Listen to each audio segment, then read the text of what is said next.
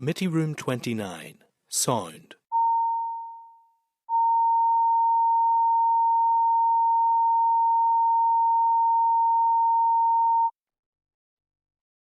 Committee Room 29, Sound.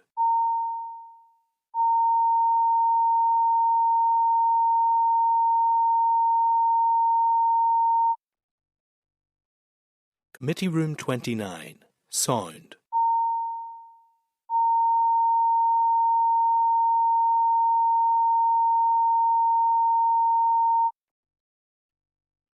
Committee Room 29, Sound.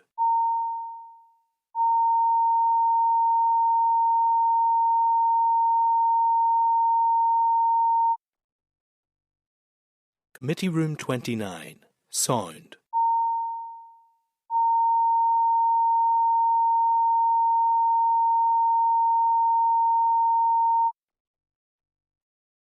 Committee Room 29, Sound.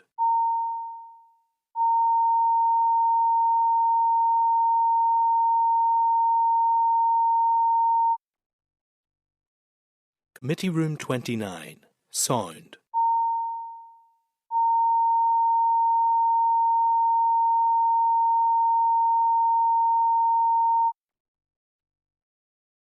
Room 29, Sound.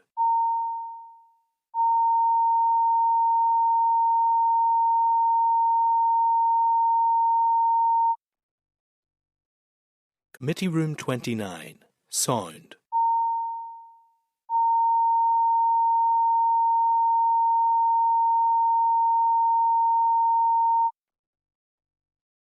Committee Room 29, Sound.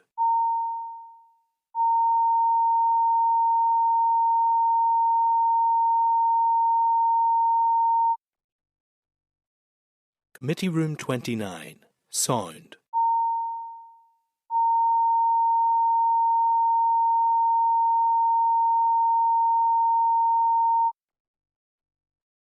Committee Room 29, Sound.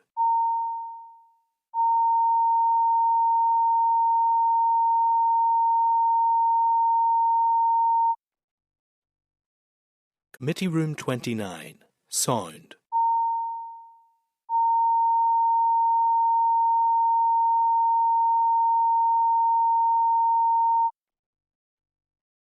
Committee Room 29, Sound.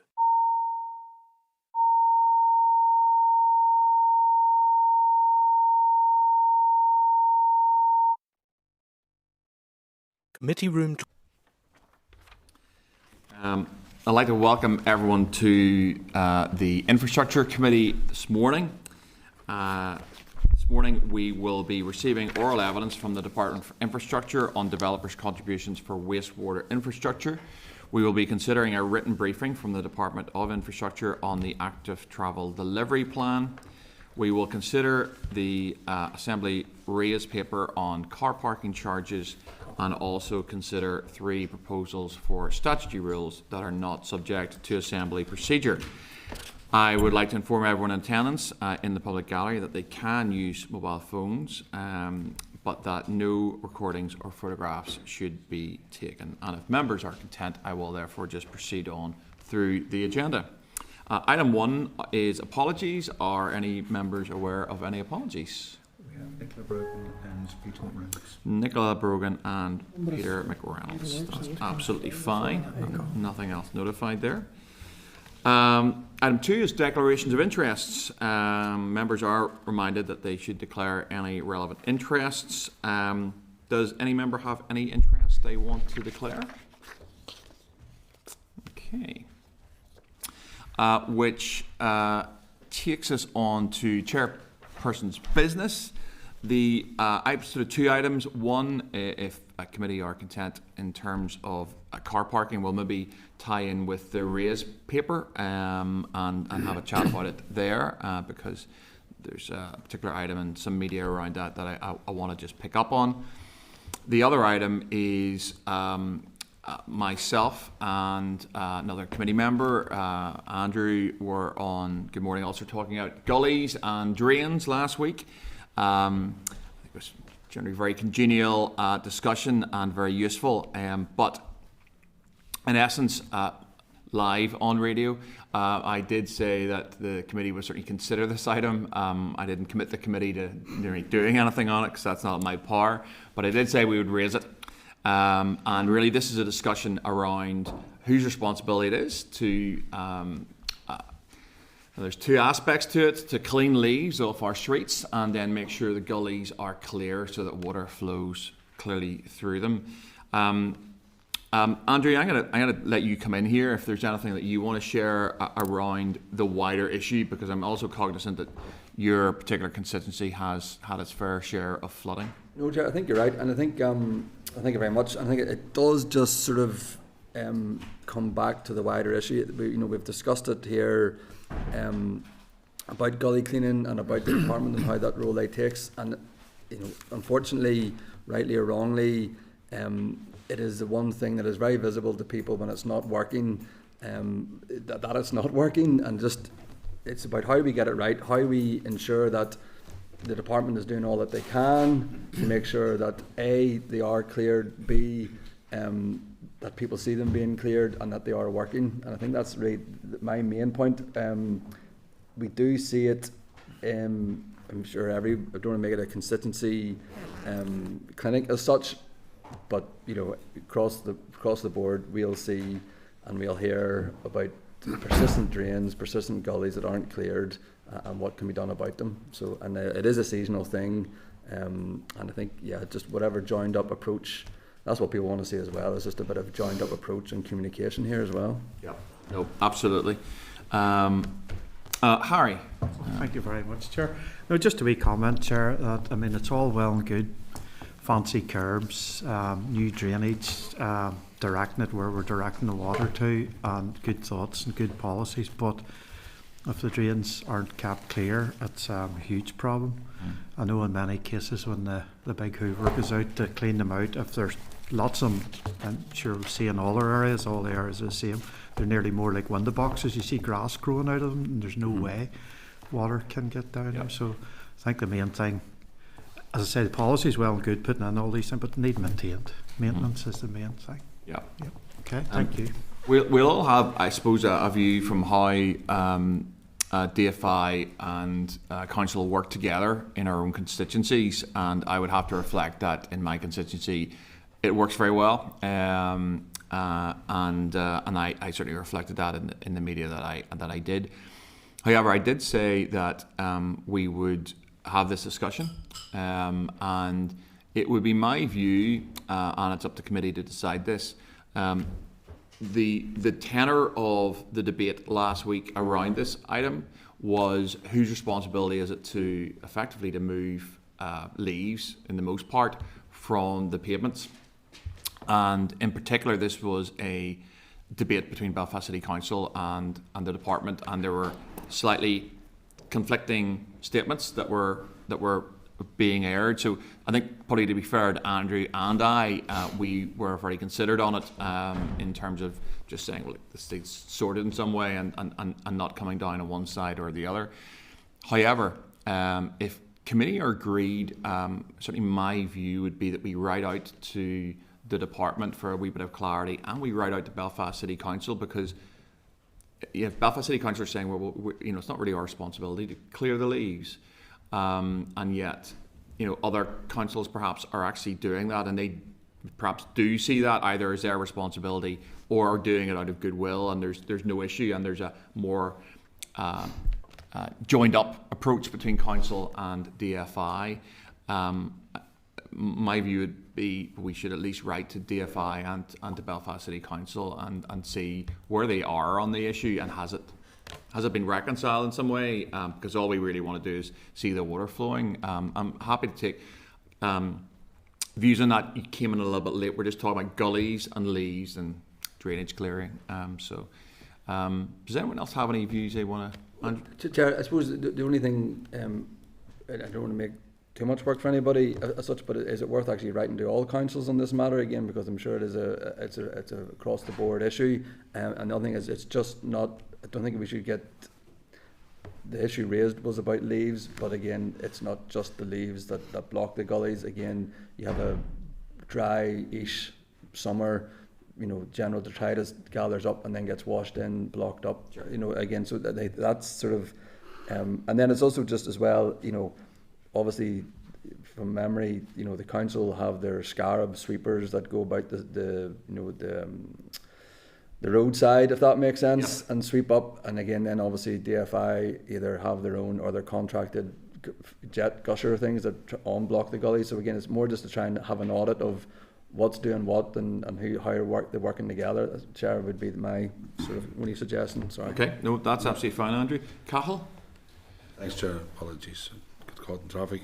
The issue for me, obviously we all understand, I mean, it's plain and simple, adapted footpaths of DFA, simple as that, and then you've gully clean. Some of them are contacted out.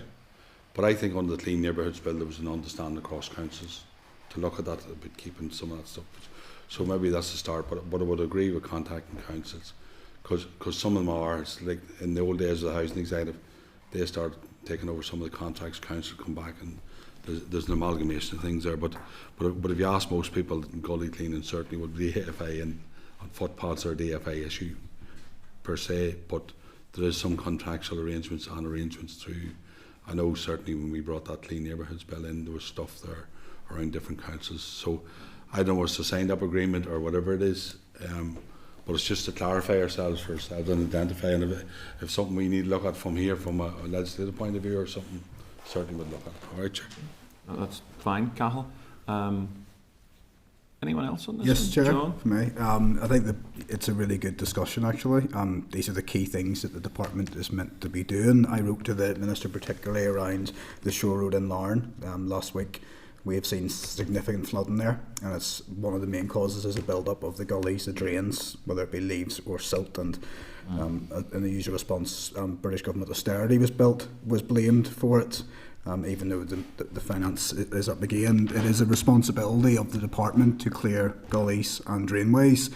And I do think at times it's a penny wise and pound foolish decision to overlook the impact that these can have, particularly the damage that's caused to the roads as a result of flooding. Not to clear a gully that results in flooding that cause hundreds of thousands of pounds worth of damage, rather than sending out the teams to do the areas that are most cause to flooding, seems to me to be a little bit short-sighted.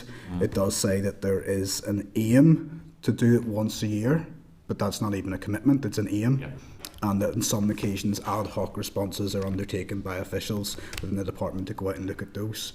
But what we see time and time again are the same areas being caused, often because of the same uncleared drains, particularly ones along shorefronts, and we have those in many of our constituencies, where water is coming from higher ground, landing on shorefronts and not getting in. It is a really simple solution that isn't being taken advantage of, and then is causing road closures, significant damage, and further cost to the department.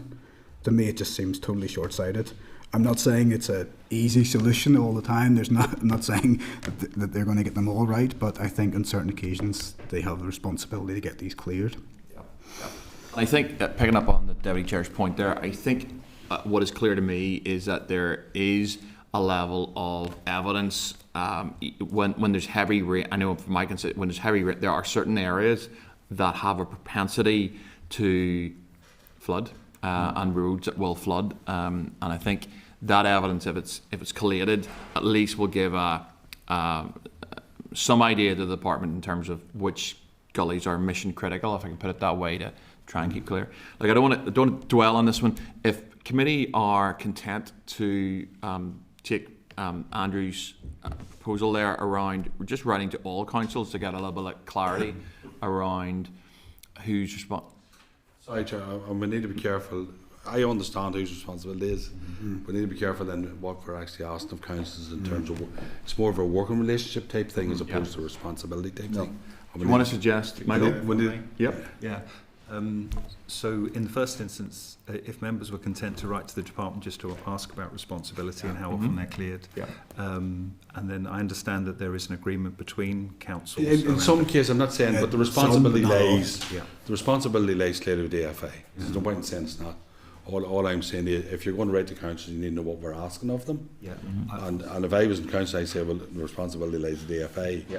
Or to know under the Clean Neighbourhoods Bill, there's some agreements and some, but there could be ad hoc agreements that may not be non-official. That's all I'm saying to you. All I do know is in some cases the local fire service has been out, cleaned out in some emergency cases, cleaned the flood, and we've seen that ourselves in our own area. But ultimately it's the FI's responsibility to clean the gullies and the footpaths. They have adopted them, it's their responsibility to clean the leaves, and that's the rules and regulations. So, but I know that some areas deal with slightly different, but and that's why I'm saying to you, if we write to council, we need to know what they're asking. That's it. And Chair, if you'll permit me, I was just going to suggest that rather than write to all the councils, to maybe get research in the library to look at it in the first instance, if there's an agreement around this kind of thing, just to see what they can find in terms of cross-council stuff, because we could get lots of different answers back from different councils. Sure. If members are content with that. Yeah. Sure, sorry to come in, and I don't want to add to this, and maybe it can be a separate piece of work. I'm sort of reluctant to mention snow and ice because I know as a local representative the chaos it causes, but there is a similar overlap or ambiguity around rules of council and rules of DFI when it comes to gritting as well. Some councils, for example, take town centres and footpaths under their purview, others don't, and then we get calls asking why this isn't being done and that's being done. It's not the same thing, but they're similar points, and it's that relationship and that interrelationship between the two. If there's any way that Ray's and or the letter could ask for clarity around that as well, potentially it'd be useful, or a separate piece of work. I'm not going to down a ditch over it. Let's take it, John. If you want to store that one, bring it back in. When it starts snowing. Yeah. We'll see if we can get the gullies clear first. Next week, John. It's coming next week. But Michael, are you content enough then in terms of what we're doing? It's to write to the department to ask for responsibility, whose responsibility to clear leaves, how often they're cleared generally, and what interface there is with local councils in that work. That's fine. And then to ask research or the library to look just at what coordination has been across the councils. Okay. Justin? Just in terms of responsibility and where it lies, is it a nod and a wink relationship with councils, or is there formal agreements in place? Just clarify that, please. And that's the point we're saying. Yeah. Okay. The case of nod and a wink.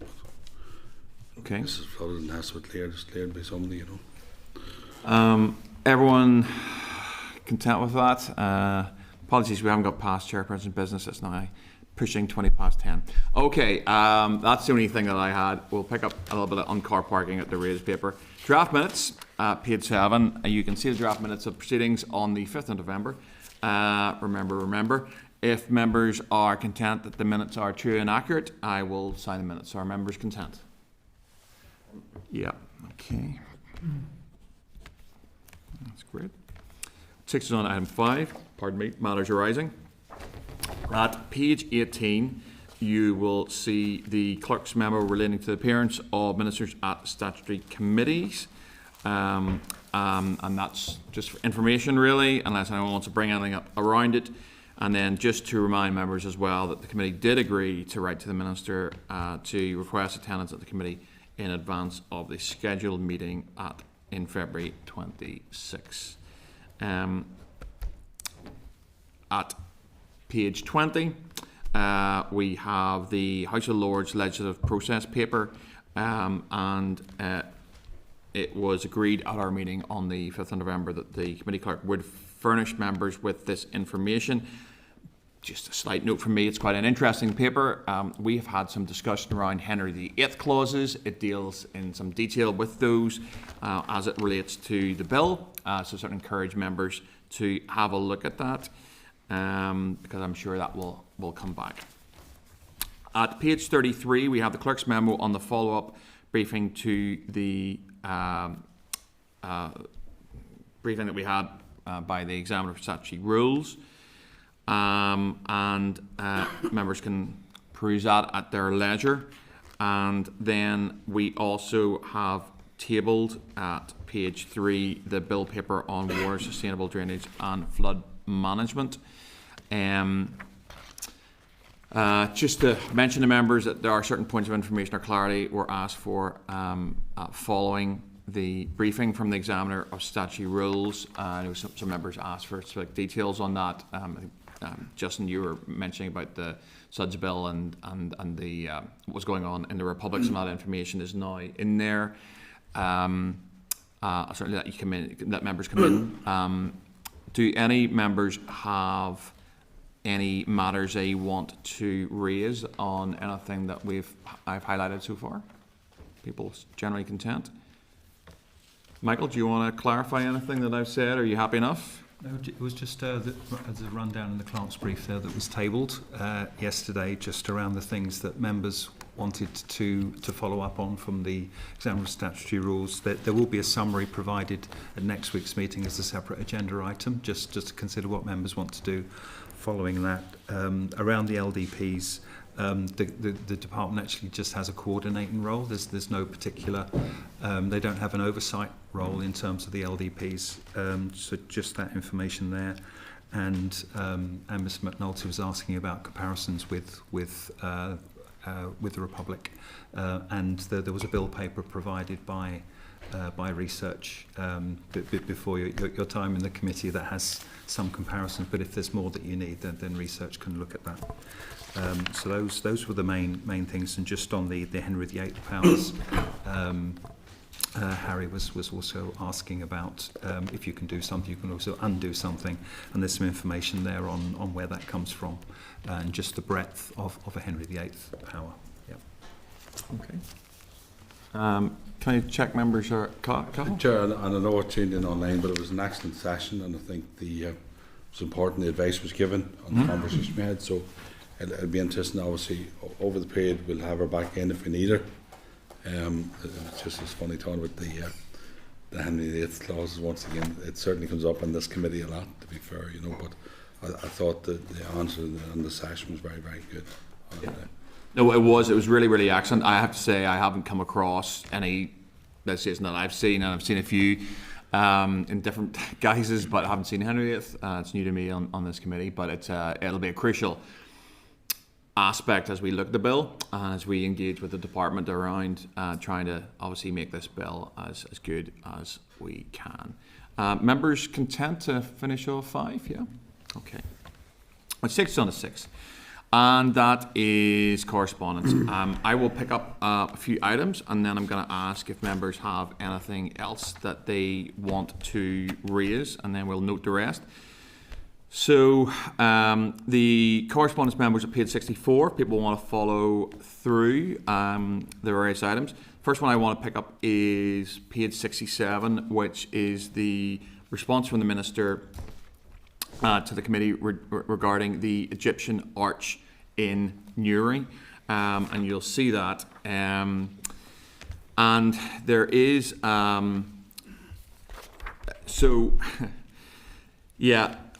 there's a line that certainly I picked up on the second page, and I want to just highlight this. It says, where a sign or advertisement is not an immediate danger to road users, it is generally more appropriate to seek its removal through agreement with the owner. Now, the owner in this case, I believe, is the Minister's party, and I don't want this to stray into politics. This is a factual thing, and for me, again, I will make clear that for me, obviously the Minister is responsible for planning in Northern Ireland and planning enforcement, and obviously the fact that this is her party sign is the issue for me. However,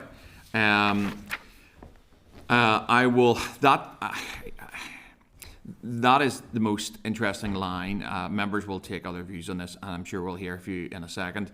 My view, notwithstanding any other members' views on it, is that, and it seems insane that I'm going to say this out loud, but we write to the Minister and ask, has she asked her party to remove the sign?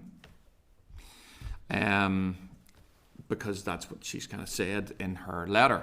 I'm going to park it there. I'm going to let other members come in. Justin.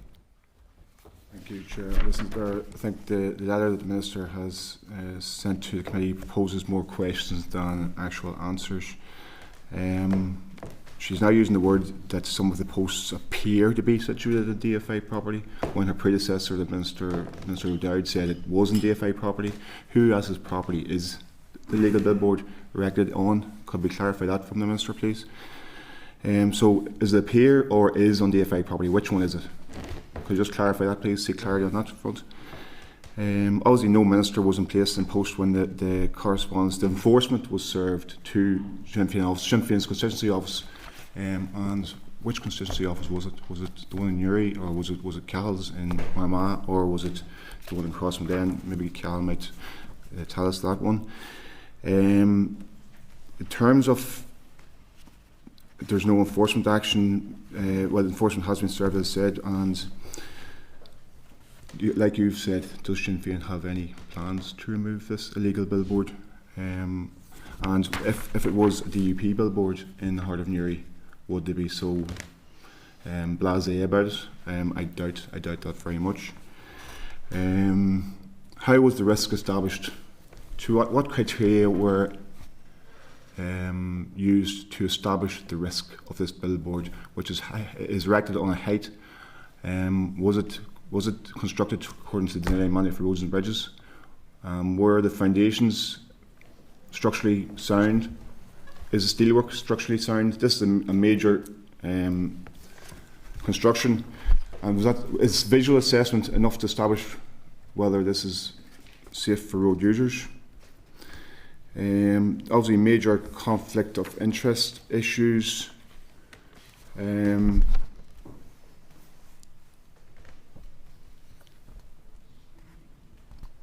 Should be removed because it poses a threat to the safety of road users, or should it be removed because it's illegal? Which one is it? Does the criminal justice system need to be engaged in this process? Because we clarify that with the minister. Should it be removed because it poses a threat to road users, or should it be removed because it is an illegal construction by a political party, the main party of government, her own party? Which one is it? I think I'll probably take your last question there. I suspect it's a civil matter in terms of planning enforcement. Michael has been scribbling madly here. I will, at the end of this item, ask him to just make sure all those points are covered, Justin. Look, I'm happy to take any other members' views on it if they wish to share any. Harry? Thank you very much, Chair. I think, Chair, if we just first of all write the LPS, establish who the landowner is, and you've had a complaint about a sign, and then just it's the responsibility of the landowner, really. So just go about it normal way. Okay, thank you. Yes, Chair. John? I think Justin hits the nail on the head in regards to this issue. I can't believe that we're back dealing with this again. This has been going on for years. The previous minister clarified that it was on DFI land and that notification was being given, and now the minister's come back to say there's ambiguity around it. It's just outrageous. This is an illegal sign on public land that is causing a risk to road safety that shouldn't be there. If it was a local business advertising their wares, trying to promote their living, there have been instances where they've not only been removed but they have been fined for it. And yet this has dragged on for years because it's a political slogan owned by a political party belonging to the Minister for Infrastructure, whose previous colleague said it was on their land. It's just outrageous. I just don't understand why it's so hard to get this resolved. I can't even believe that we're having to deal with it again at the committee and it just goes round in circles. How long is too long? It just get it resolved. It's totally and utterly unacceptable. And if it was any other party, any other message, and probably any other local business trying to just make a living by advertising their wares, it would be down by now and potentially a fine issued. I just think it's disgraceful. I will, Justin? One final Sure. point, and that is she didn't answer the question. And why did she not answer the question around suitable consents being sought from the NI Rail in relation to construction in the proximity of a railway line, the main railway line on this island between Dublin and Belfast? Why was that question not answered? We'll get that done as well. Chair, just Andrew? one quick point again. I don't clearly want to get lost in the weeds in this, if that makes sense. Yep. But I think, and that sort of echoes some of the sentiments that we're discussing signs and what have you, and that seems to be the tendency in this place at the minute to talk about signs and get ourselves lost in the weeds.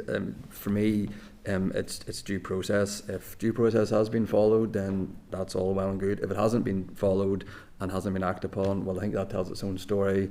I think due process is the main issue here.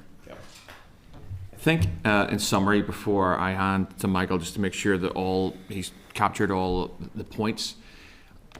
For me, raising this, I feel a level of it seems a little bit insane whenever I say, look, has the minister talked to her own party to see if she can get the board down? That phrase in itself seems a little bit inane. There are two issues for me. One is the fact that the enforcement of this, as has been reflected by this committee, if this was a commercial business or one of our constituents, we know as elected MLAs that that is carried out expeditiously, and yet it hasn't in this case. And so when we deal with those as constituency MLAs, I find it difficult. If somebody brought this to me and said, but this hasn't happened. Why is this Egyptian arch thing? That makes it difficult for me.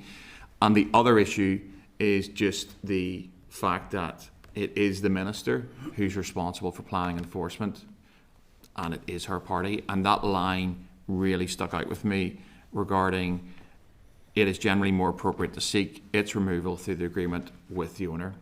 And the whole thing seems nearly beyond me. But anyway, I feel this is important. This is what this committee does. It scrutinises and it doesn't let go of these issues until they're resolved. And that would be my modus operandi, regardless of what the issue is. I think we do that best when we don't make it overly political. Michael, I'm going to hand over to you to see how much you've captured. Justin. Just very quickly, I agree wholeheartedly with the message on the billboard. Actually, some unions had a bit of fun with there a couple of weeks ago. They changed the message to Northern Ireland is for everybody and put a Union Jack crest on, which was entertaining. Okay. But disclosure, it wasn't me, Justin. Listen, I agree wholeheartedly with the message on the billboard, and there are those billboards all around South Armagh. At every junction have one message. Shouldn't have those all around this county as well. So it's not just at the Egyptian Arch. Now, look, I understand that. I suspect committee members may take different views on what is on the billboard. What is on the billboard is inconsequential to me. I suspect it's maybe a political message, which I may or may not agree with, but that doesn't matter. It's just a fact. The billboard's there, and that's a killer for me. Okay, Michael.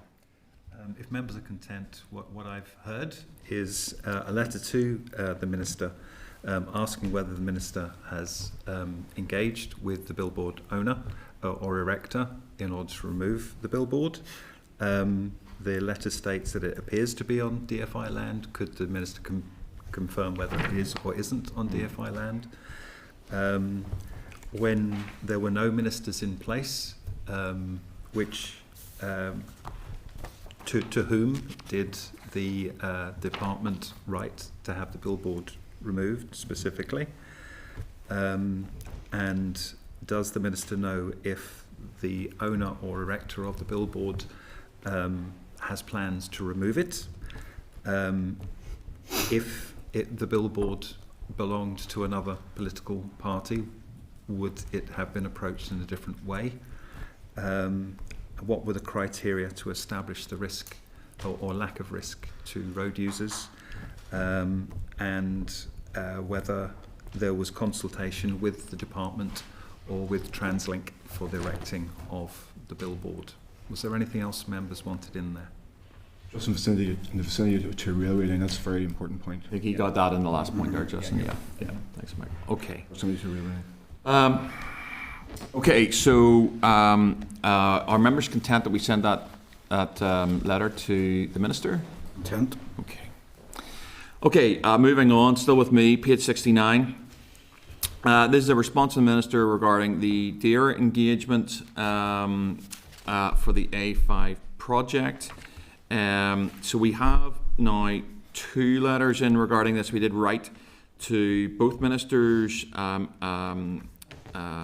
the DFI and DEER Minister, asking for some level of engagement around this. We now have both letters back. Both letters are saying the same thing, essentially that they will not be commenting on this matter at this time. We have written to DFI and DERA requesting dates and minutes of the meetings between their departments on planning for the A5 project. In terms of my view on this, and I will read this out again, and I will read it every week until we get some solution and transparency on it.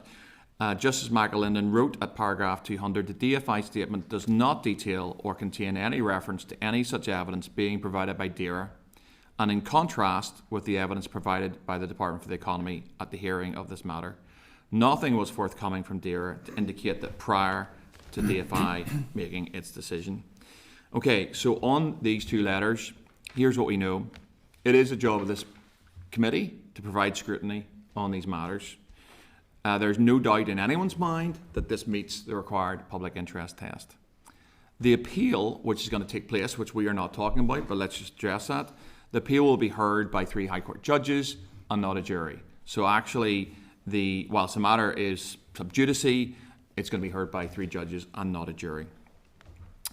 We are not inquiring about evidence or proceedings that are live, but rather an explanation of something that's already in the public domain, which is a ruling made by a High Court judge in a case that has already been heard. Okay. Further, the committee's received legal advice. I have it here for very good reason. I can't make reference to that legal advice, nor can any member of this committee speak to it. However, I would make the general point that the legal advice we have received seems to run in contrast to what the ministers are saying to us. I don't know where the feeling in this case is, right? But it is absolutely clear to me that Justice McAlinden thinks there was a very, very clear feeling between DERA and DFI in the coordination between those departments, and somebody massively dropped the ball in that case. So, I mean, I at this point in time, I am content to wait to see what comes back in terms of the requested dates and minutes, in terms of the planning, as these 2 departments coordinated their response to the JR. But equally, I want to give the committee, any committee members who want to express a view on this, space to do that. But that would be my position at this point in time. Does anyone have any views on this or wants to speak to it? Sure, if I just may ask, your points are well made. I don't want to echo them again. And pardon me, did we get a response, or were they not able to clarify the ambiguity around the finance and the money that was potentially set aside for the A5? Was any response being able to provide to that, or was that also included in the inability to answer the question? Do you remember that there's several £100 million that was potentially, or had been set aside for the A5, and we were trying to seek clarity on A, would it be spent in the A5 in the current financial year, and if not, then B, where would that money go to? Mm-hmm. Has that answer been received? It has. Bill, do you want to speak to that? Yes, there's correspondence in members' packs, which is in response to the committee's meeting on the 15th of October, which provides a response from the Minister there around the funding. So if you go to... Oh, it's included in that one, is it? Yeah. Mm-hmm. I'm going to actually, it's a good point, John, and you are clearly prophetic. It's probably my next item I'm going to raise at page 70, but yeah, they have provided a wee bit of clarity. So I suppose I intend to pick just that memo up at page 70 as the next item on core, but I suppose if anyone has any specific views on anything that I've shared regarding the committee's thoughts on how we proceed. As I said, notwithstanding what I've said, and I've outlined as far as I can my views on it, I am content at this point in time to wait to see what the ministers write back to us in terms of minutes, frequency, length and detail, and then, you know, just for clarity, if they think we're going to drop this or I'm going to drop it, they are mistaken, because this is £2 billion of public money with a further £1 billion in major infrastructure coming down, and we are asking the departments, why did Justice McAlinden make that statement? Does anyone else have any views on this? Justin? Just very quickly, I think your points are well made, Chair. Do we have any clarity now on timelines? What are the implications for programme? Can we seek that information? In terms of timelines, my understanding is the case is going to be heard in December. That case could run for a while, and then I would expect the appeal court judges to take their time. I think those packs are going to be sizable. I'm not sure, and it probably sometime next year we'll get a judgment. I'm not sure what impact that has on the department. If you have a particular course of action, we can certainly consider writing to the department. If there's something you want to, I think we should write to the department and seek an updated timeline on the delivery of the F5, given where it stands in the courts and what the implications are for that on programme. Okay, we can do that. Yep. Okay, so subject to anything else there, we have one action, if members are content, that we write to the department regarding that, and that we park the item until we hear back from the two ministers regarding dates and minutes. Are members content? Somebody used to say yes? Yes. Yep. Okay. So next item is page 70 that I want to pick up, and I'm sure members will be thrilled. It's the last one from me.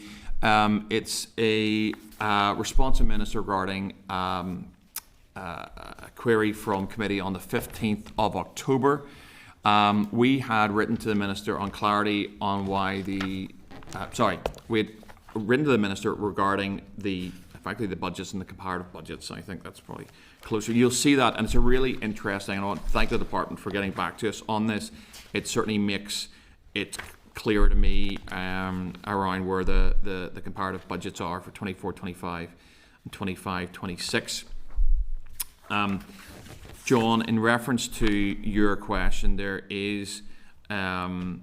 are some figures around there in terms of the capital budget under ring-fenced RRI, and you see the flagship the figures, stuff there, which are interesting in themselves. I suppose I do have a question. I wanted to flag up one aspect of that correspondence, which rolls on for, I think, maybe 4 pages. So I just want to pick up and just share with the committee one line in particular that I noted. And it says, my department has not drawn down any cash towards the A5 project from the Shared Island Fund commitment of 600 million. And I suppose my question is, given that there has been spend on the A5, and it's more just, again, just for scrutiny, I don't have the answer to this, but in terms of how the department spends money on the A5, what are the criteria as to whether it spends executive money or whether it spends Shared Island Fund money? And I just kind of like to know the answer to that. I don't know what it is, unless somebody else wants to tell me. I'm a newbie on the committee, but that was sort of one thing that I kind of picked up on and would be interested to know the answer to. Short of that, if anyone else wants to pick up anything from that paper, which again is useful, if you want to indicate to me, I'll certainly take an item on it. Harry? Just a comment, Chair, say fair question and interesting question. I look forward to hearing the answer. Thank you. The only other thing I'll just flag up, which I don't want to take time on here, and the active travel people probably think I now hate them because this is going on forever, but this is our job. There's another line in that regarding a 10-year parking enforcement contract. Now, I did ask the Minister a little bit about this last night. I didn't expect the Minister to have an answer, given that she was talking about car parking in Lisburn and Newry, and a little bit about Bangor. But clearly there's a new contract. I think we'll pick that up maybe again if we can park that to the raise item. And John has already indicated to me that certainly I think we'd want to have a wee look at this. There are some changes. I wasn't aware of this, but there's a line there about a new 10-year parking enforcement contract, which members may be interested in. I just want to flag that up more for members' attention than anything else. Unless anyone's got anything else on that paper, are we just content to write to the Minister just asking the criteria around breakdown around A5 shared island funding and whether that's how that spend is, what the criteria are for that spend, and as to whether it's shared island or just for clarity, really. Yeah, members' content. Okay. Anyone else got anything on that one? Brilliant. Okay. On core, Chair, or just generally? No, that's on that item. You happy enough? Sorry, Chair, I do have one. You got yeah, on that one? On this one. Go ahead, John. It's just on back to the active travel budget. I had requested before directly, but still not received it. It's good to see that there is an increasing budget for it, but I think as a committee it'd be good to see where that's broken down to. It's all well and good saying the overall spend is £52 million. I'd like to know on what. And then we can scrutinise how it's ticking the active travel budget or boxes or not at this stage. Yep. Happy with that.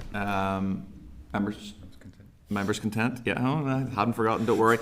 Okay, so that's my stuff from the core. Does anyone else have anything in core they want to raise, Andrew? Yeah, just 6.6 and 6.7.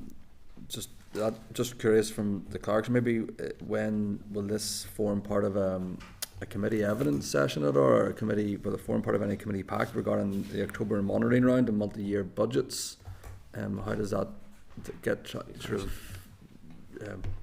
communicated to us, or sort of what's the process in the committee of that?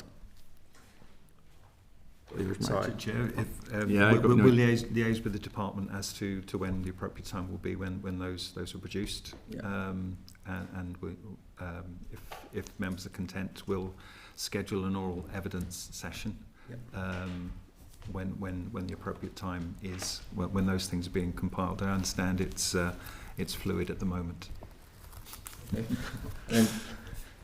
It's a great word, Michael. Fluid. It's a really good question, Andrew. I fancy my OneDrive burst into action there, and I have my screen back. Departmental return should be returned to DOF by the 20th of November. My understanding is it'll flow from there, and I expect that the committee will want to look at. So you mean specifically on the monitoring rather than multi-year budgets?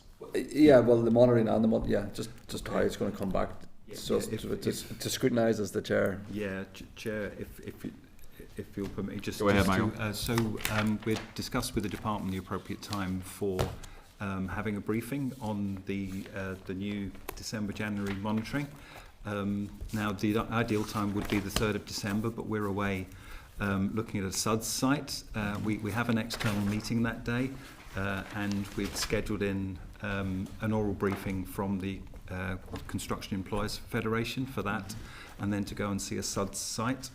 If we had an extra oral briefing, that would make that meeting like a full length meeting, and whether members are still available after that to go and see the SUDS site. So it's up to members really whether they want to hear that on the 3rd at that external meeting, or whether they prefer to put that off till the 10th of December for the oral briefing. We'd still get the written briefing within the timescales required by the Functioning of Government Act. So this was something, it's a good question, Andy, and I suppose we'll deal with it now. This is something that would have come up in forward work plan in terms of that coordination that Michael has just alluded to. So I suppose perhaps if people give that some thought, and we'll pick it up again in terms of how we deal with that, because actually the October, it's not called December-January monitoring round is going to be very, very crucial. Andrew, are you content that we pick this particular item back up again in the forward work plan, because we do have to make a decision, and it'll be up to the committee to whatever it wants to do regarding that SUDS visit, and just the difficulty in timings around how we get officials in to talk to the bids and so forth, and the returns. So people happy enough with that? Can we deal with it now? Yeah, we can. Sure. I mean, if you want to. It's a simple question for us whether they extend their day and we're able to do the SUDS visit and take the thing or not. I mean, I don't know. I mean, I'm down for that. We've already put that date in the diary. So I mean, it's over to committee members. It would be difficult for me to hang on. Then we can do the morning, we can do the SUDS stuff, but that's already in the diary for me. So I think, Cal, it's fine. As you said, let's deal with it now. So our members clear about what the question really is. It's about how much we take on, and the fact that we absolutely need to have officials in. This is a key thing that It's an important briefing. it's an important briefing. So it's important that we hear these officials. The question is when. If anyone has any other views on that. I'll be flexible, Chair. I can come earlier or stay later on the day of the committee. I think the key question, Chair, is if it's a full meeting on that day that we're in Antrim, whether members are content that they'll stay on and visit the SUD site afterwards. So that's the key thing. If you've committed in terms of your diaries that much time, or whether there's an assumption that we'd have a slightly shorter meeting and then go and see the SUD's site. It's up to members how they'd like to call that. Do you have any views? I'm happy to stay and see SUDS, but I don't want to speak for all members as well because people have different times. I don't mind to stay and see SUDS. I possibly don't have as I know that other members have meetings afterwards, but I don't have that meeting after, so I'm only speaking for myself, and I don't mind extending out to but again, I'm very conscious of other members. Yeah. I would have a meeting after, but I mean, I'll cancel it if I have to because it's a one-off and it's important and we're that far away. Just try and make it work if I can. Content with the third then, members? Yeah. I do feel for some members who do have other bits and pieces on. Cal's flagged that up. Travel too, Chairs. We're not gonna like you hang on for the SUDS in the afternoon. It's over. The day is over. I know that. I know different that. matter. You know what I mean? So. I think the overall view of committee is that we stay on and have it 3rd of December. 3rd of December. Okay. Okay. I'll take any other items from core that any members want to raise. Just a brief one again, sorry, Andrew, Chair, for 6.7, the annual report. Just there's quite a few key issues and risks there. Resourcing, health and safety, financial, safeguarding infrastructure. Again, something we talked about here as well about doing these things right. I mean, is how is this going to be followed up, or is this how are we going to? What's the crack with this then, Chair? Right. Well, if you have a particular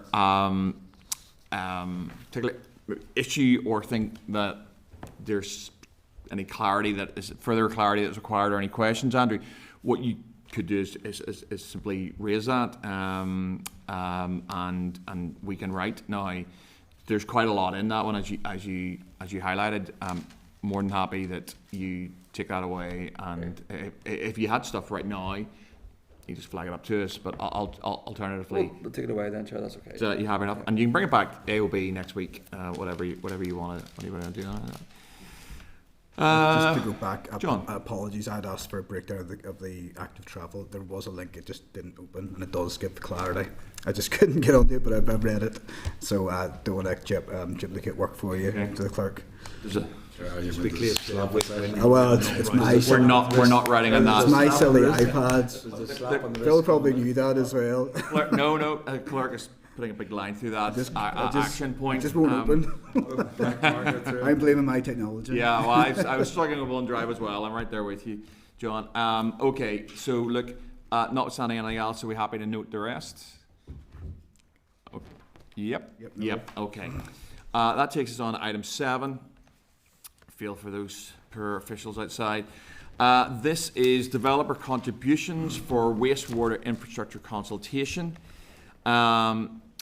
The relevant pages are 299. We have developer contributions consultation for wastewater infrastructure and the written evidence. Page 301, we have the developer contributions for wastewater infrastructure consultations responses report. And at page 309, we have the developer contributions for wastewater infrastructure consultation document. I'd very much like to welcome both Alison and Kiera to the meeting this morning. Alison is the Director of Water and Drainage Policy, and Kiera is the Director of Corporate Strategy and Performance. I just need to get committee agreement that we record this for Hansard. And in that case, I will hand over to Alison and Kiera and invite you to make a presentation, if you wish, up to 10 minutes. On this, and then you will probably expect some questions from committee members. The floor is yours. Thank you for the opportunity to brief the committee on the outcome of the developer contributions for wastewater infrastructure consultation. A copy of the Department's high-level summary report on the consultation responses was sent to the committee in advance of this meeting. Hopefully members have had a chance to read it. The report has not yet been published, though it is intended that it will be in the coming weeks. Before we get to questions, I will very briefly set out the context of the consultation, say what it was about, and outline the top-line findings from the responses. This public consultation is one element of the Minister's three-pronged approach to unlocking the wastewater constraints which have become one of the main barriers to increasing housing supply. It is best described as a high-level consultation. It was designed to get an insight into what people think about the potential of the concept of developer contributions to help bridge the gap between the significant funding the Department already provides Northern Ireland Water and what is needed to build on the work already being done to release wastewater capacity to support future housing and wider economic development. It was not, and was never intended to be, a consultation on detailed policy proposals on what either a voluntary developer contribution scheme or a compulsory developer wastewater infrastructure levy might look like. Should the Minister decide to proceed with developer contributions, and no next steps decision has been made so far, further policy development, targeted engagement and consultation on legislation would all have to take place. That ministerial decision, when it comes, will be informed by the outcome of the consultation and, of course, any views from this committee, which we will be reporting back. In terms of the consultation itself, it asked consultees if they agreed in principle that a pathway for developer contributions should be introduced, and if so, whether they preferred a voluntary or mandatory contribution model, that is, a levy. It also asked some high-level questions about how a voluntary or compulsory contribution scheme might operate in practice, invited views on a number of initial impact assessments that we had carried out, and asked about the factors that should be taken into account by the Department if it was designing a levy.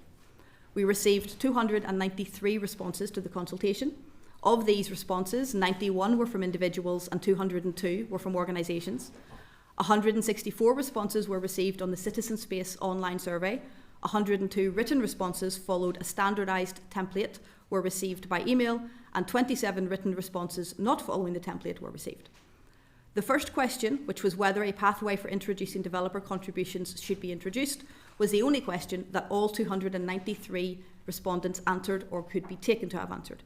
62%, or 181 of all respondents, disagreed that a pathway for developer contributions should be introduced, with 87, or 30%, agreeing that a pathway should be introduced, and 23, or 8%, neither agreeing or disagreeing.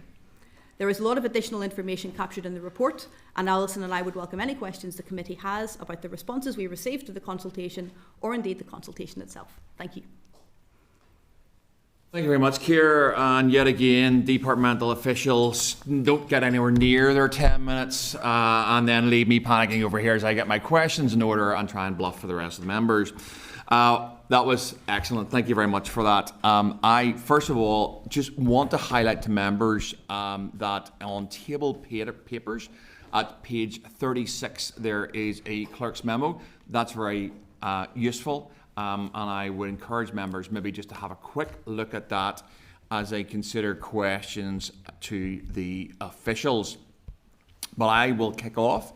Kiera, you mentioned the Minister's three-pronged approach, which, as far as I know, is, and correct me if I'm wrong on this one, is delivering more money to solve the problem of sort of wastewater. I assume that's going to Northern Ireland Water. The SUDS bill and the concept or policy intent of developer contributions. Am I okay so far? Yes. Okay, fine. So in terms of, if we stick with the developer contributions and the consultation here, has the department considered what level of quantum money that, if you're looking at the overall issue of trying to solve wastewater, has the department given any thought as to what quantum this particular policy intent would deliver? So we have, and it's certainly a question that we were asked quite a lot. Because this was a high-level consultation, and because it was a consultation which was geared at looking at a couple of different options. One was a compulsory levy and one was voluntary. It's not very really possible for us to say how much that would result in additional funding coming to Northern Ireland Water. We have been very clear, the Minister has been very, very clear from the outset, and it was actually repeated several times within the consultation document. This is not a big money producing initiative. This is about bridging the gap. This is about adding to the amount of money that Northern Ireland Water receive that is targeted specifically towards wastewater. So if you think about voluntary contributions, and we did mention this in the consultation, infrastructure upgrades, which is what we're talking about, so Northern Ireland Water infrastructure upgrades, cost anything from 500,000 to 10 million to 200 million. It is highly unlikely that any Northern Ireland developer would have the ability to contribute to the higher end of those numbers. And if they did so, the resulting cost would just not be economically viable. But they might be able to contribute towards the lower end of that. And that is the quantum that we're talking about. When we moved to look at a compulsory levy, we were careful to steer away from any suggestion of what that might look like, because we were concerned that if we were to put an arbitrary figure on it for the sake of a calculation, that it would skew perception and people would fixate on that when we would have no basis for calculating that amount.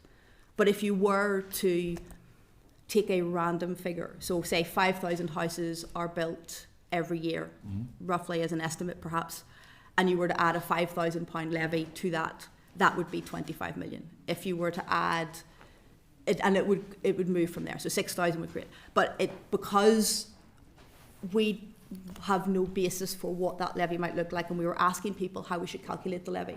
So one of the suggestions that we had put and that we had got some responses with was similar to what is done in England with the infrastructure levy, which would be based on square metres. So if you were to do a square metre charge, then that would result in a different amount.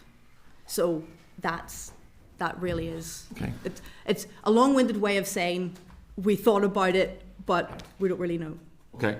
No, that's useful. I'm not going to, it's difficult to put a figure on those things. I think you've done the best you can in terms of even giving us that and matchbook calculation there of 5,000 times 5,000 is useful. Although clearly that's just a figure that you picked. I'm not going to suggest that's the figure that DFI have considered.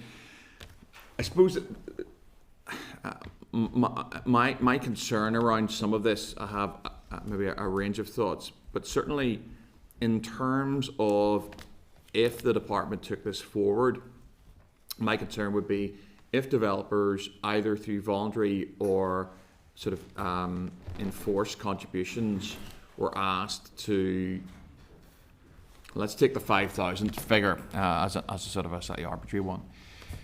If they were asked and they were building 5 houses and say the figure was 25,000 across those 5,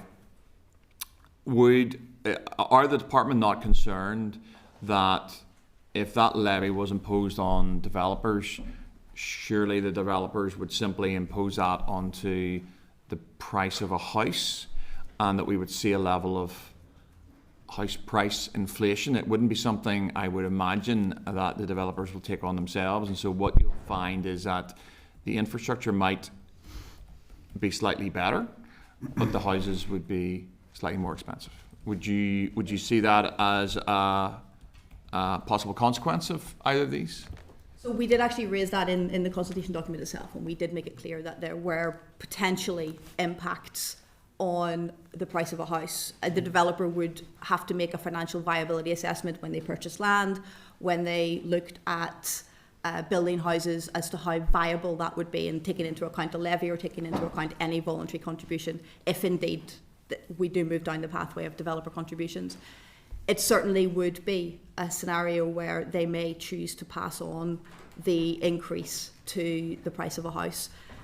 The calculation really, I suppose, is it better to pay extra or have none?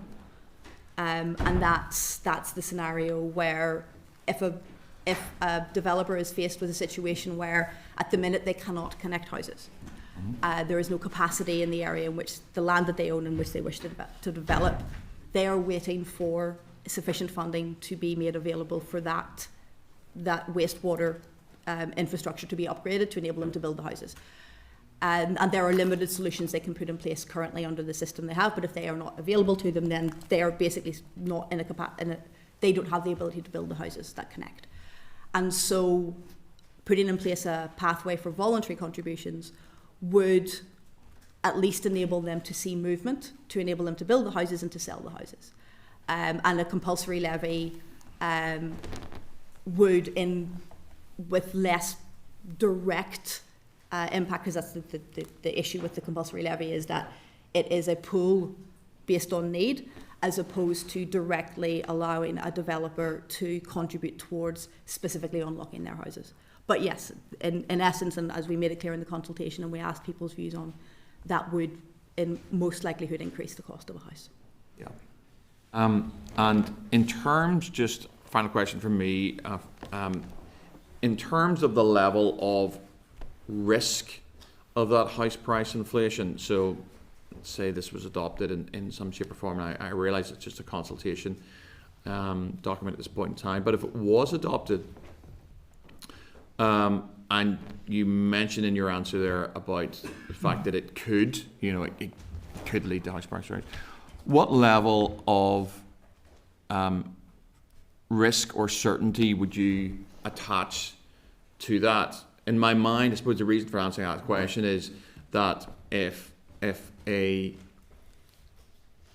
some sort of charge is the key to unlocking house building, which is what we want to see, because the more houses you build, then you stabilise the cost of them. So we do want to build houses in Northern Ireland. But surely a developer will have to take on this charge and will surely just pass it on to the house buyers, or what level of risk do you see in terms of house price inflation if this was adopted? I would say that developers would have to do a financial viability assessment, and we had been clear in the consultation that there were consequences to that, and high value houses might be more likely to be almost fast-tracked through a system if there were voluntary contributions put in place, because they could afford to absorb or pass on the price of a house. A house maybe would rise in price from 350,000 to 360,000. That's not a figure to take it as face value, but perhaps if they were building a development of 500 houses, they might see that is something that they could absorb, factor into their financial calculations, or they could assess that the market is capable of absorbing that extra amount. And those are all things that we had drawn out in the consultation document, had raised as potential issues. There isn't really a scenario where we can look at a developer contributing to houses and not have that impact on house prices. That is a natural consequence of a policy to introduce developer contributions. No, that's pretty clear. Thank you for that, Kiera. John? Thank you, Chair. Thanks very much for coming along today, for the answers, for the really good document. I think it's really helpful. I know this is still in the conceptual stage, so it's hard to get into too much detail, but there's obviously significant concern if we look at question 1 regarding the responses over this. Over 60%, I think we said, were opposed to it in some shape or form. How will that potentially affect the department's thought process going forward, and maybe changes to that? So the Minister will take into account all evidence and all information in front of her. So consultation responses are valuable. They provide valuable insights and valuable input. And as you say, 60% of those who responded to the consultation did not approve of the introduction of developer contributions. The Minister will look at it in the round in the case of the benefits, the whole sustainability issue, the level of funding, the economic situation. And she will take account of all of those factors when she makes a decision. So the consultation, whilst important, would not, in any consultation, is not a determining factor alone. It is for the Minister to make a decision based on the information that she has available to her, and it certainly adds valuable information to her decision-making process, but it is for her to decide. Okay. Would you be able to go into more detail on the responses of those who did respond, particularly that first question? And I think particularly we talked about developers potentially passing this on. Well, they will pass it on to the homeowner, whoever purchased the house, and that will be at the higher end. But I'm particularly interested to hear maybe what housing associations and those wanting to build what we are lacking distinctly in Northern Ireland, which is social and affordable homes, how this will impact that, and the ability of those associations, who for some cash is quite tight, to avail of this and to actually build homes that we need. Was there any more detail on that? So we did receive a variety of responses from a lot of organisations. That included Northern Ireland Water, the Construction Employers Federation, the Federation of Housing Associations, Build Homes NI, the Housing Executive, political parties, professional bodies, developers, planning consultants, the 6 local councils, and there were a variety of perspectives. For those who were opposed to the introduction, there were pretty consistent in terms of their reasoning, that they thought that it would impact on housing availability, that they thought that there were, in the main, people who responded thought something had to be done. There had to be more money provided to wastewater, that was necessary in order to enable houses to be built and for houses to connect to the wastewater system. So they were clear that something should be done. They weren't sure that developer contributions were it. And they came up with a variety of suggestions as to alternatives, and a lot of people were asking for longer term plans or longer term considerations. Specifically around social housing, a lot of people did raise that as a potential issue.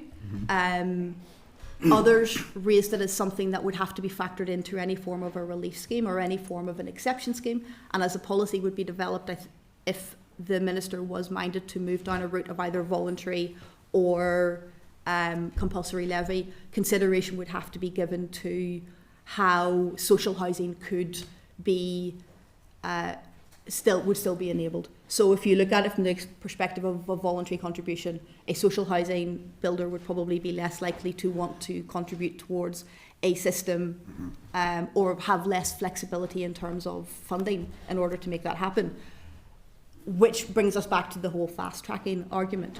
But if someone is releasing capacity elsewhere and is paying for that, there is therefore more money available to address other areas of greater need, which would include for social housing.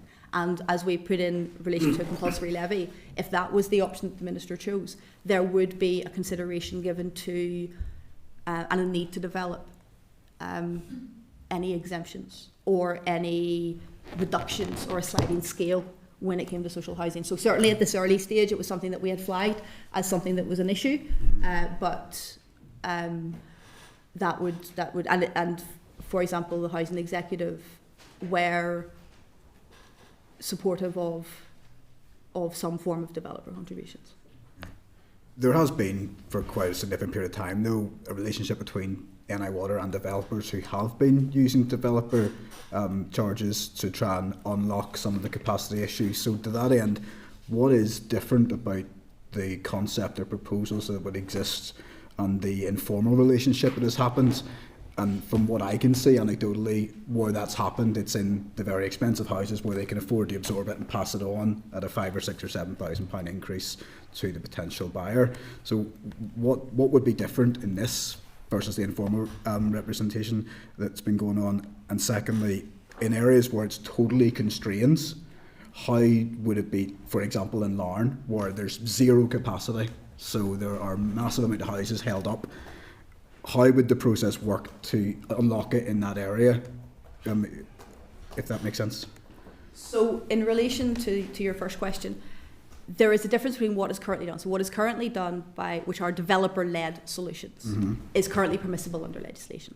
And that is where a developer will pay for and install their own wastewater infrastructure. So for example, bigger pipes, flow solutions or packaged wastewater treatment plants.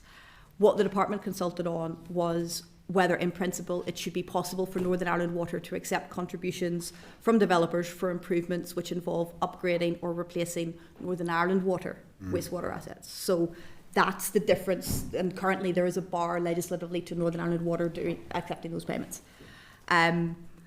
So that would be the difference. In terms of how it would impact on it, what the way that we would envisage it, if we were to take, for example, voluntary contributions as an example, a developer would have a plot of land and they would want to develop, say, 500 houses. They would go to Northern Ireland Water and ask what the potential was to connect it to the wastewater systems. And if Northern Ireland Water says there is no capacity, then that developer might say, is there anything that I can do to help unlock capacity?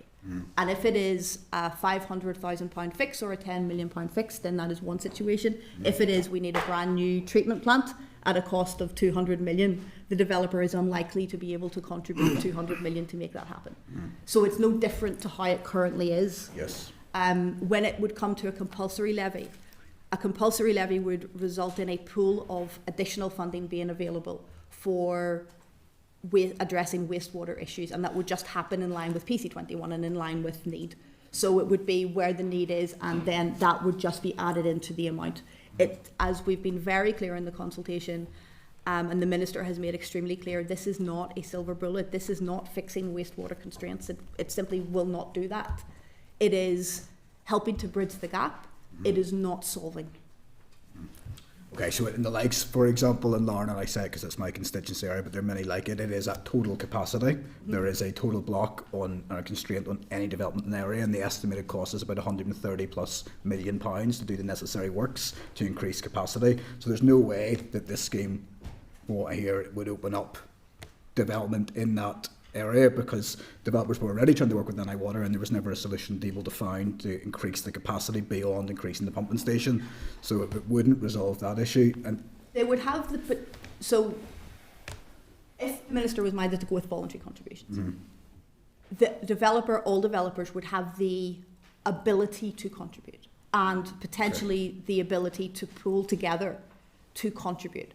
And there would have to be a market assessment and viability assessment done by that developer as to whether the amount that they could contribute was financially viable to them, and then an assessment undertaken by Northern Ireland Water as to whether, so if, and this is all theoretical, yeah, I appreciate but that. if, say, a couple of developers were able to provide 50 million because it was going to unlock a lot of houses for them, Northern Ireland Water would therefore have to find the remainder, but wouldn't have to find the full amount.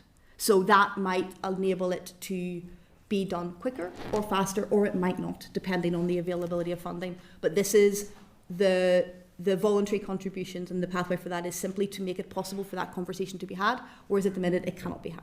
Okay, no, I appreciate it. And sorry if I'm getting beyond the conceptual stage, and I'm just sure you looked at it. The final one, Chair, then, there are tens of thousands of properties in economic development schemes that are currently locked because of lack of constraint. So has a piece of work been done to look at what could be opened up in terms of numbers from what is stuck in the pipeline versus what might come down the road if this was to get the go-ahead? Presumably as part of a three-pronged approach, you'd say if we did this, this and this, we could well unlock this. Has that been done, and how would that look? Yes, in addition to the three-pronged approach, the Department has been working with Northern Ireland Water, the Northern Ireland Executive and NIEA, and a cross-departmental working group looking at just that. Okay. In fact, and Northern Ireland Housing Executive also sit on that, and that is what has resulted in the unlocking of capacity that you'll have seen through the recent monitoring round allocations. Yes. So around about 5,000 properties or so unlocked since October 24 in relation to that. The Department also sits on the Housing Supply Strategy Group with all of the other departments and is working with DFC on an action plan. So developer contributions is very much part of that. And as part of all of that work, that looks at the houses that are in the queue, if you like, to be unlocked. It is important, though, to stress that that group is looking at projects that have requested a connection from Northern Ireland Water and have addressed all of their planning permission and all of their environmental consents. So it's only at the point when a project has got to that stage where it has planning permission, it has its environmental consents, then that the unlocking of the capacity can be looked at. We obviously can't look at, we don't know, so we don't know what's already in the planning system already and that type of thing. So obviously this is about environmental consents here is the overriding factor. So the current developer funded solutions really, and I guess the difference, and it's possibly a fine difference, is the current position with developer funded solutions is really about permitting connection of those new developments to existing infrastructure. So it's really, the developer is facilitating, if you like, the extension of Northern Ireland Water's network to the connection point of the new development. And that often includes stormwater offsetting and providing pipes and doing that sort of thing. In the main, developers want to connect to the public sewage system. And Northern Ireland Water prefer that as well. And you talked about Larne earlier, in an area where there is no capacity, it's important then for Northern Ireland Water to establish if the blockage is in the network itself, which it can be sometimes, or if it's at a treatment works further down the line, and that then will determine the direction Northern Ireland Water take. But Northern Water have a very good system for pre-development, and they absolutely encourage developers to engage in that process as soon as they can, to try and look at all the options and to identify where the blockages are, if it's at the treatment works or if it's at the networks. This voluntary contribution and the developer's contribution, should the Minister choose to go ahead, then that's looking at the unblocking where the issue is a Northern Ireland Water asset, whether that be a water treatment work, a sewage treatment works, a pumping station, that type of thing. The existing solution is about developers providing their own infrastructure, their own funded infrastructure to connect to the existing network. I don't know if that makes it any clearer. It absolutely does. Sorry. It does. Just in terms of time frame, this will obviously get back to the Minister now. She will take soundings from yourselves and from the consultation. Do you have a rough anticipated time frame of when we hear something next regarding this? So it will depend on the Minister, but I would anticipate within the coming weeks. Okay, thank you. Thanks, Chair. Appreciate it. Good. Thanks, John. I just had one little question, just following on from what John said there, and I think on the way through there, Kiera, you mentioned about the treatment plants and they were quite expensive and so forth. I suppose my question was around that. So, say a developer said they identified actually a small treatment plant might be helpful and might unlock a development of whatever it is, 50 or 100 houses, but it was identified that actually this treatment plant would be the key to that and would solve that problem. Is it the case that the developer would build that treatment works themselves at NIW standards, or would they say to Northern Ireland Water, here's the money, you go build the treatment works, is the first question. So Northern Ireland Water have a very strong preference for building themselves because they don't want to take any risks of taking on anyone else's building quality. So the anticipation and the bit that we are looking to unlock legislatively, if this was to be put forward, would be to enable the developer to transfer the money to Northern Ireland Water, and Northern Ireland Water to then use their own staff and contractors to build it to their specifications. Okay. And then Northern Ireland Water, that would probably get over the hurdle of who runs it, which I'd imagine would be a rather controversial one going forward. So effectively, it's because I did see some answers in question 5 just regarding upgrade cost calculations should reflect market costs, not be based on higher NIW procurement network costs. That notwithstanding, essentially what you're saying is Northern Ireland Water's preference is that some money is given to them in whatever format, and they go and do the necessary work and they build it and then they run it and so forth. Okay, that's fine. Thank you very much for that. Stephen. Thank you, Chair. Thank you, folks, for the presentation and the work done so far. There's quite a negative response, I think it's fair to say, in terms of consultation. There was a real general feeling that the department isn't going far enough on what is such a major fundamental issue, that it is causing a severe impact on home building and much more beyond, I suppose. So I suppose the question I ask, was it a surprise to the department how negative the responses were? So I don't know that we had any perception. I don't think the Minister had any concept of how it was going to be viewed. We had certainly been, so Northern Ireland Water are in regular contact with developers, and some developers had been asking them for the ability to at least look at some sort of voluntary contribution. And so the idea was that we would test the waters. We would ask people what they thought in a way that enabled us to gauge the level of interest and the level of support. And that's why we consulted. So I wouldn't say that we went into it with an expectation of an overwhelming level of support or otherwise. It was a genuine temperature gauge. Yeah, and I think that there was a reasonable, certainly, level of interest in it and responses. And I think it was fairly negative. I think it's fair to say when over 60% disagree with the main theme of the contributions. One other issue around within the written responses was mentioned about it going beyond home building. Where is that in terms of, because obviously the capacity issues don't just affect domestic homes, they affect commercial premises and so on. So is that going to be included going forward in any way, do you envisage at this stage? Yeah, so I would think that coming back to the Minister deciding, if she may decide that developers' contributions are not something that should be put in place. If she moves down the road of either unlocking voluntary contributions or unlocking compulsory. I think certainly that would be part of the policy design process, is adding that into the conversations. On the domestic homes? I would say it would make sense to look at. Maybe if I could just add, so any work at all to unlock capacity obviously provides capacity in the network and potentially at the treatment works. So that will allow any type of development to connect. So whether that be social housing, private housing, industry or anything. So that it's unlocking the capacity is the key, but it could facilitate more than housing. It's about unlocking capacity for all types of wastewater connections. I suppose to re-echo the points made by Chair and Vice Chair, around that issue, around affordability, and we've talked about that now for over a year, I'm sure, within the committee, about the impact that it will have on consumers. The other just final question was around other jurisdictions and any lessons learned. Has there been any good practice or bad practice that you've explored with this process so far?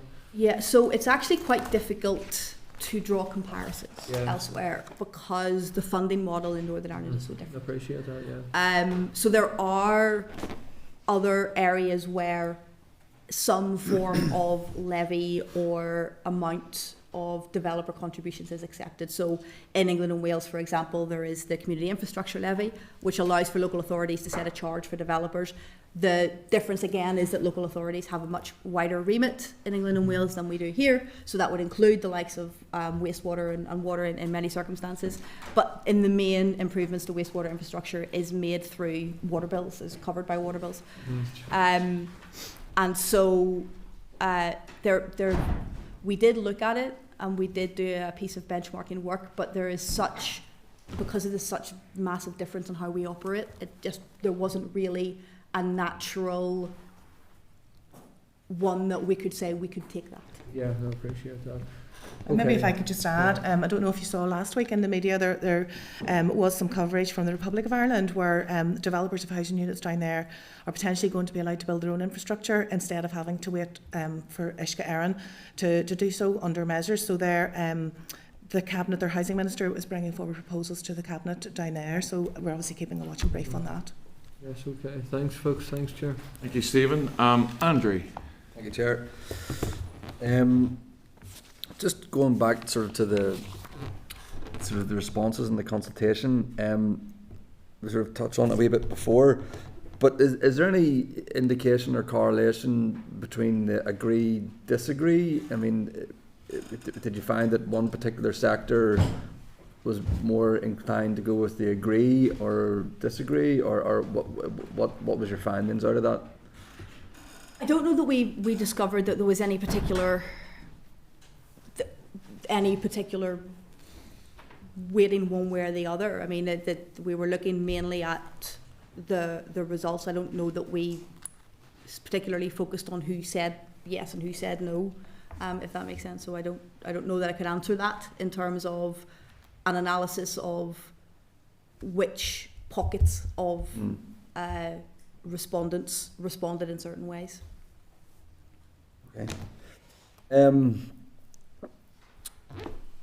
Just the next sort of, I suppose really what I'm, because a lot of good points have been made, but I'm sort of drawn back to sort of what you said in your opening statement about this is the minister's going to consider this and all the rest of it, and I'm sort of in my head, the adage, advisors advise and ministers decide.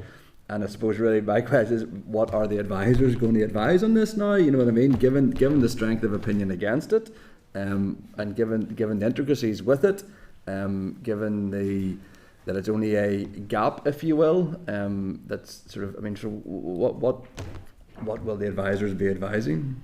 So it is, as you say, for the minister to decide on what action to take following a consultation. She has received the same report that the committee has, and she will be making her decision in the coming days.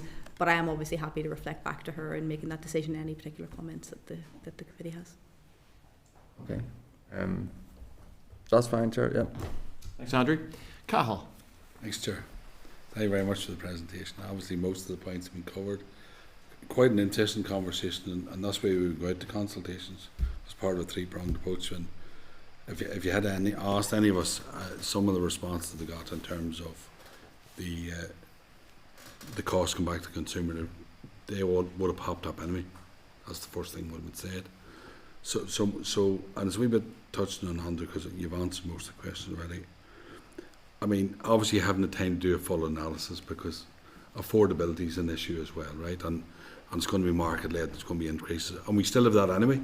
We still have the affordability in market in terms of that. But what I'm trying to get at is it's interesting here. There was people responding who are just totally opposed to it, one way or another. So, and you haven't obviously done an analysis for that. Clearly, you haven't broke it down. But there's a lot of good points here in terms of, and it's easy to read it clearly. For most of the people who respond out there, it's a negative response. But there's learnings in it as well. So from that point of view, in terms of and some of the questions there's people 19%, 30%, some of the questions who would be in favour. Is there anything coming out of that? Because, and I asked it in the context of this, we're looking at a three-pronged approach. And listen to what John said about if there's an area to be developed, there's a good opportunity there to maybe develop Larne if there's a contribution made whatsoever. Like we're saying now at the minute, there is a developer-led process, but in this case, if there was something to be introduced, they might unlock that potential to develop that. So my question is, in terms of some of the maybe the positive responses to people who come. Have you done an analysis of that, or is there any ideas coming out of that? Yeah.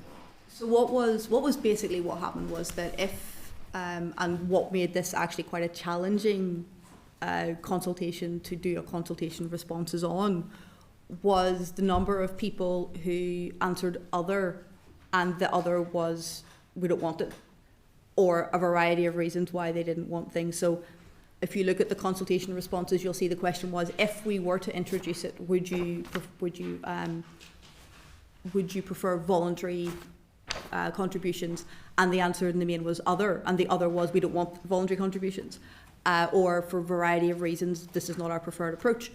When it came to those who answered yes to, and as you would expect, when they answered that they did want, either that they wanted developer contributions to be introduced, or that they neither agreed nor disagreed, and that they could see the value, but I weren't prepared to say either way, that those people were more likely to then come up with suggestions. So if they were talking about the compulsory levy, they were more likely to suggest how we would put that in place or how we would calculate it. And there was a variety of responses, from using a sliding scale to calculate it on square metre footage.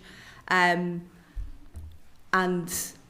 yeah, so there was certainly a lot of positives with the people that wanted some form of developer contributions to be introduced.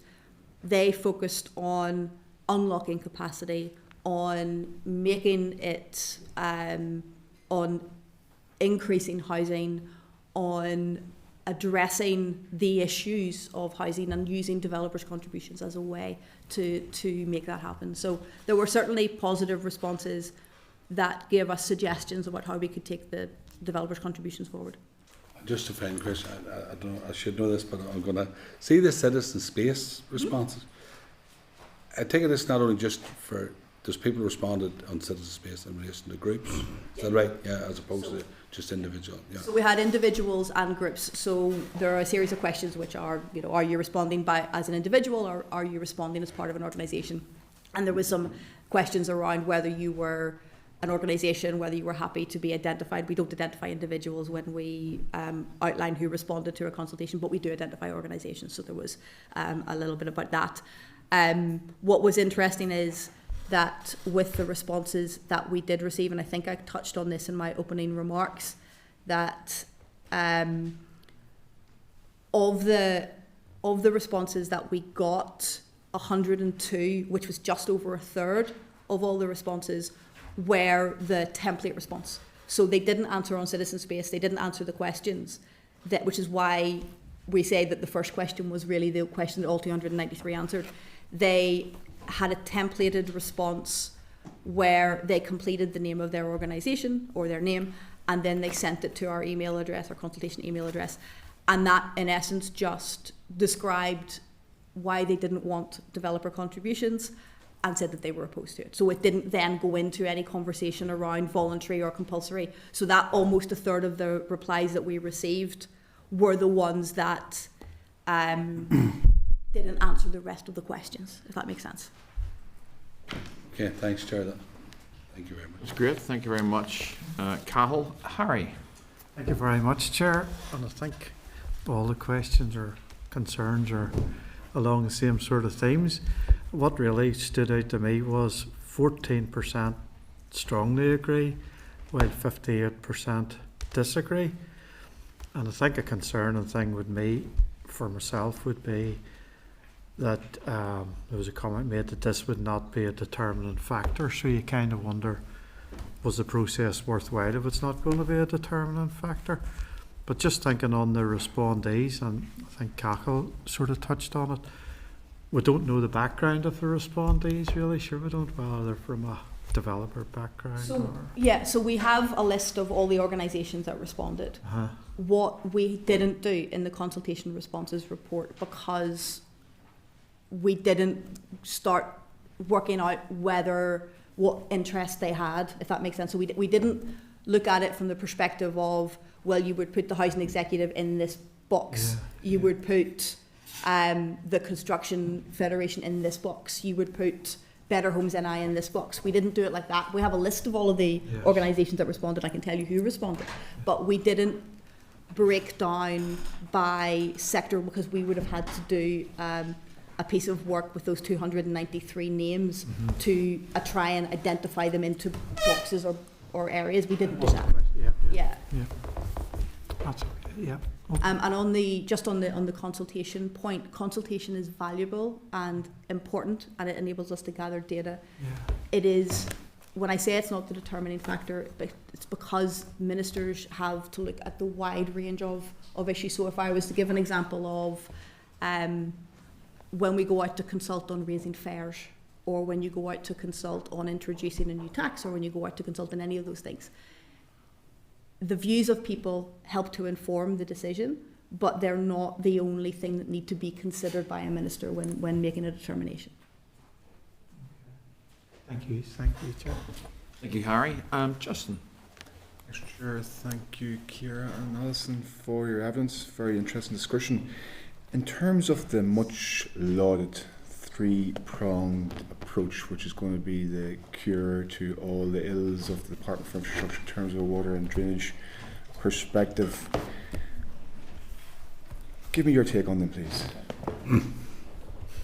In what respect? Well, just give me what the three-pronged approach is. What it actually involves. What are the three prongs? And if you had a stool built of these three legs or three prongs, which would be the most secure leg?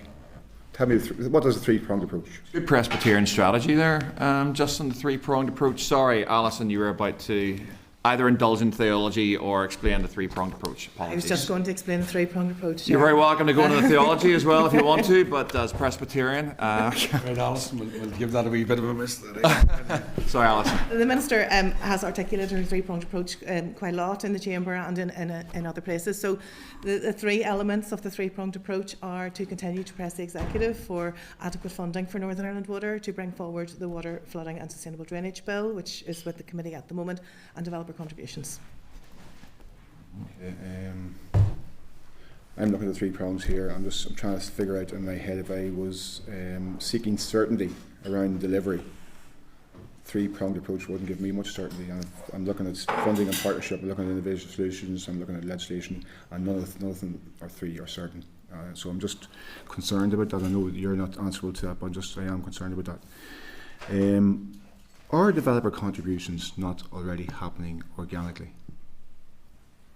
So, as we were sort of making that point when I was answering the question around the difference between what currently happens, yes, developers are actively engaging with Northern Ireland Water around how they can help or what they can do to unlock their ability to connect their houses. So they are actively working with Northern Ireland Water. The issue is that there are limits within the legislation as to how far that can go. So as Alison and I were mentioning earlier, There are things such as stormwater offsetting, which can free capacity within the wastewater network by removing stormwater. There are flow transfer schemes, which are used to divert flows from drainage areas which have reached capacity to another wastewater network area where capacity exists. They can purchase and construct standalone package wastewater treatment plants, which is not a preferred option, but it's an option. Those are all things that developers may currently do and currently do and heavily engage with Northern Ireland Water to do. This is the us unblocking, or the proposal for either voluntary contributions or compulsory levy, if that is how the Minister wishes to go. Both of them would need us to unlock the legislation which blocks that from happening, to put in place a power which enables Northern Ireland Water to accept funding to fix its own wastewater infrastructure. Has an assessment been done in terms of the economic impact of the blockage to development that's currently in place in situ, that's stopping development? Has an assessment been done of the cost to the economy by not being able to advance development on multiple sites across the north because of wastewater capacity? So we know Northern Ireland Water publish the constrained areas. So we know which areas have constraints. I don't know that we have followed that through with any form of economic assessment per se, but we certainly know where the constrained areas are, and we know that there are developers within those areas who would like to build. No drains, no cranes, as I've said in here a number of times, and developers are screaming and crying out for progress on this front. I'm back to the 3 prongs. There's no certainty on any of the prongs, so that must be a concern for them and for your department, I would imagine.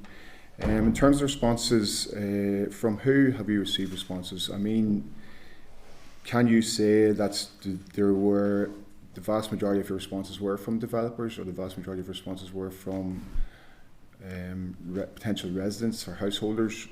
Is there a breakdown of what? So I can certainly provide a list of the organisations that replied. As I say, we don't publish for privacy reasons. We tend not, in GDPR reasons, we don't tend to publish the names of individuals who responded. We can say X amount of individuals responded, which I had previously alluded to. We can provide a list of the organisations, certainly, who responded to the consultation. Timeframes wise, and I guess back to, if I'm a developer and I'm sitting today with a big landmass with zoning on it, but no access to water treatment, and I'm looking at this committee and I'm saying, oh, we're ready to go now, it's all sorted now. No. So my point is, timeframes wise, what is a realistic timeframe for unlocking of access to our wastewater treatment systems? So in terms of developer contributions, the first decision is whether the Minister wishes to proceed. So again, looking at whether or not she wants to proceed with moving forward on developer contributions. Then it's what pathway, if she so decides, she wishes to recommend. If it is a compulsory levy, a compulsory contribution as opposed to a compulsory levy would be the longest to put in place. Voluntary contributions would be quicker, but would still take time. It would require primary legislation, and the committee will be aware of the legislative capacity of the committee and of the Assembly, and that is something that we would have to work with them on. And we also then would need to do the more detailed policy work in terms of how it would apply, when it would be available, at what point of the process you could apply it. All of those further detailed policy work would need to take place. It would be a parallel approach. So we would be preparing legislation at the same time as we were preparing any policy position and policy. In essence, more procedures and practice and guidance, and working closely with Northern Ireland Water and developers as that was developed. So there would be a gap in terms of how long that would take. It is probably constrained more by the legislative timetable than it is constrained by the ability for us to develop practices and procedures and do a further consultation. So don't hold your breath for the 3-pronged approach to deliver. In terms of the LTV, the loan to value of mortgages and home buyers' ability to fund their purchase given improvements may not be securable against the asset of the building. Has there been any consideration given to that? At this point, no, that would be something I think that would come in, as we talked earlier about the economic viability and we talked about the economic consequences. all of that as we were narrowing in on what this looks like in practice. If, again, the Minister chooses to take that route, those would be the sort of situations where that would take place. And I think it would look different under a compulsory levy than it would look under a potential voluntary contribution. Obviously, at different locations across the north, the level of intervention required is hugely varied, and would the approach be around equalising of levies potentially across the north, regardless of where the issues are for individual sites? On a compulsory, the compulsory levy, if it were put in place, and one of the options I should have reminded members of is that there was also an option for both compulsory and voluntary to be put in place at the same time. The compulsory levy would take away that issue of fairness in terms of who could afford to contribute in order to unlock wastewater capacity, because it would be a blanket. But that blanket would have to, and that's partly why a compulsory levy would take longer to develop, because there would have to be consideration given to, for example, whether if you are living in a rural area where you have a septic tank, should you be expected to pay a compulsory levy towards wastewater capacity when you were never going to connect to wastewater in the first place?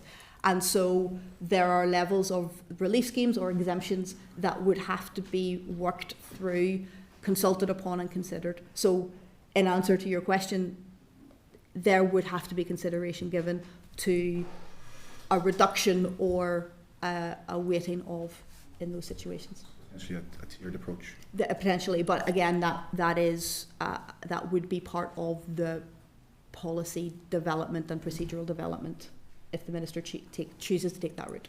Last question, Chair. Thank you. In terms of benchmarking, you have said you're making comparisons with what's happening in the south.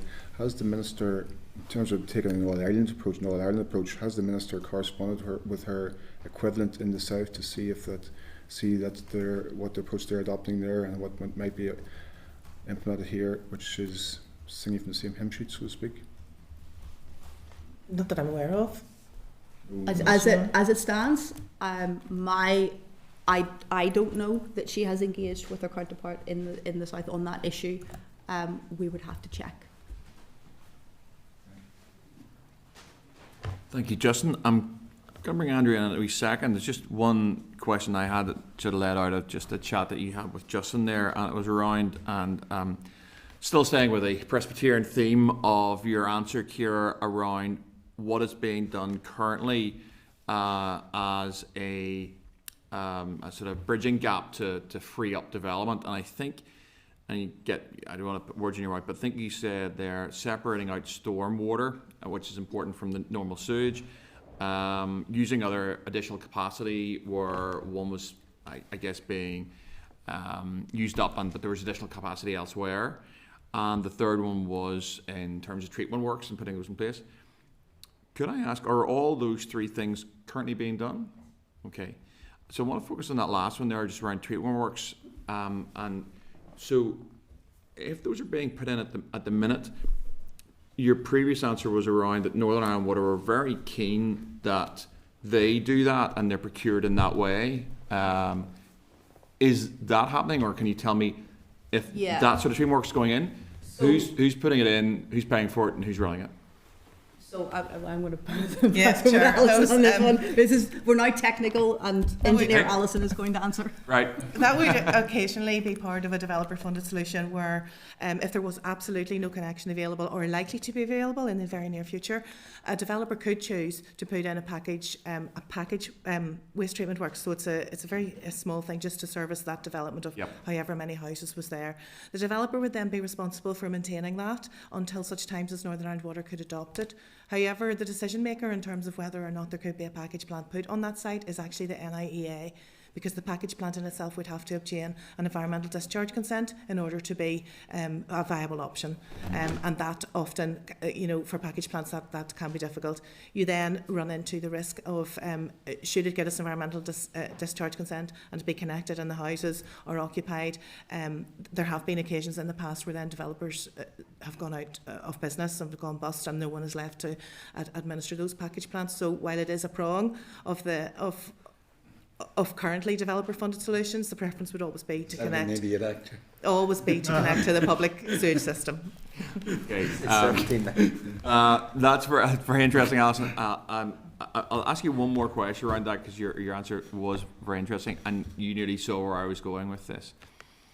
So let's say one of these is currently in place, or will be in place before any of this stuff works itself out. Okay, so these things can happen.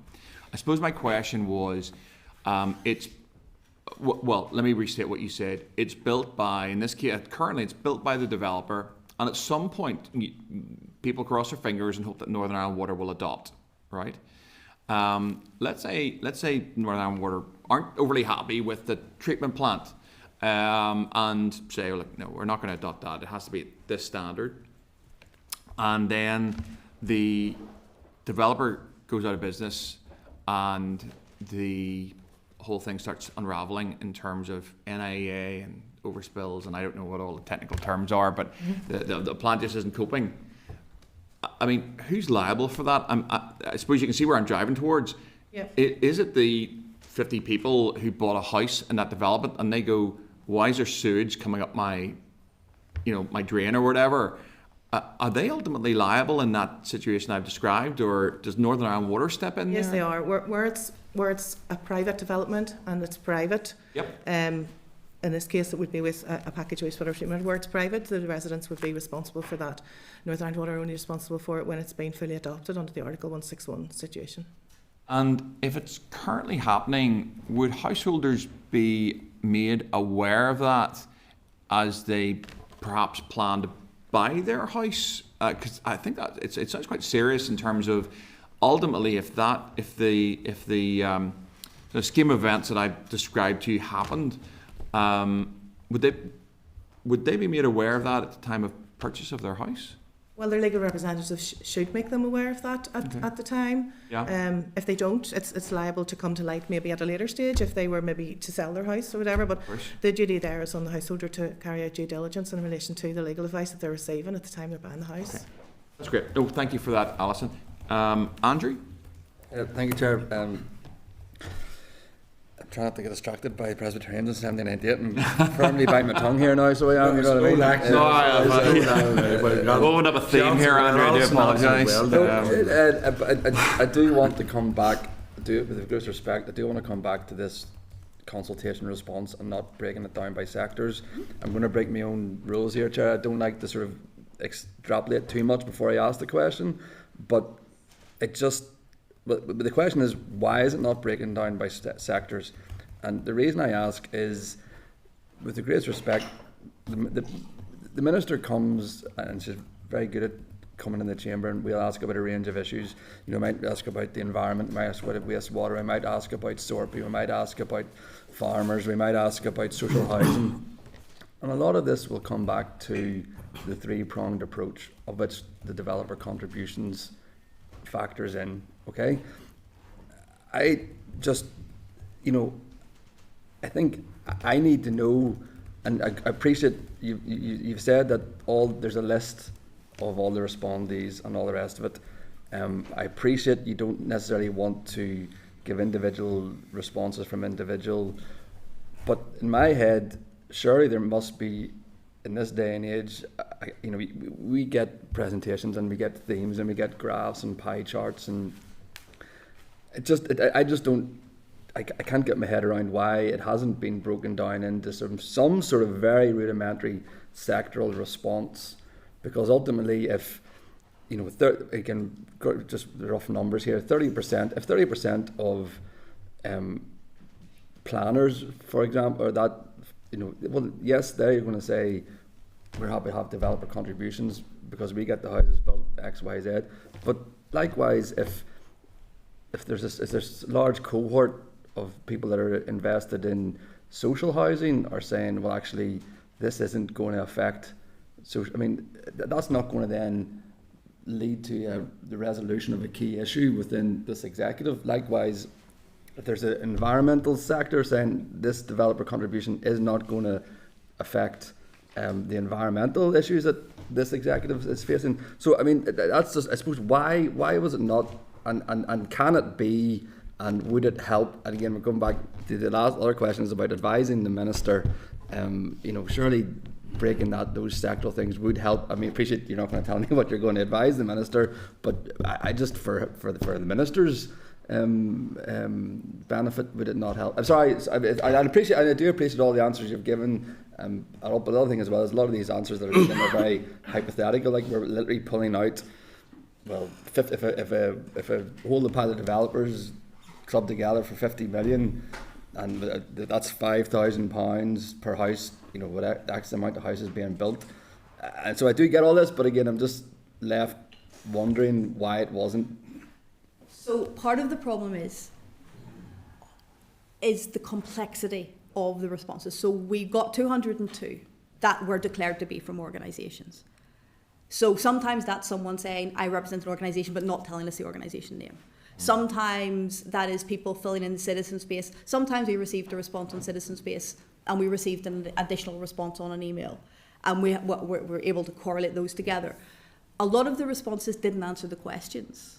And without sometimes it was, we're not answering your questions, we're just going to tell you what we think. And then you're trying to extrapolate from 10, 15, 20 page document, key indicators, key themes, and whether they are saying yes or no. And so and as I said before, the only question that 293 responses, and it wasn't as clear as we oppose, we support. It was read this document, and buried in it is a line which makes it clear that we don't think that we don't want this.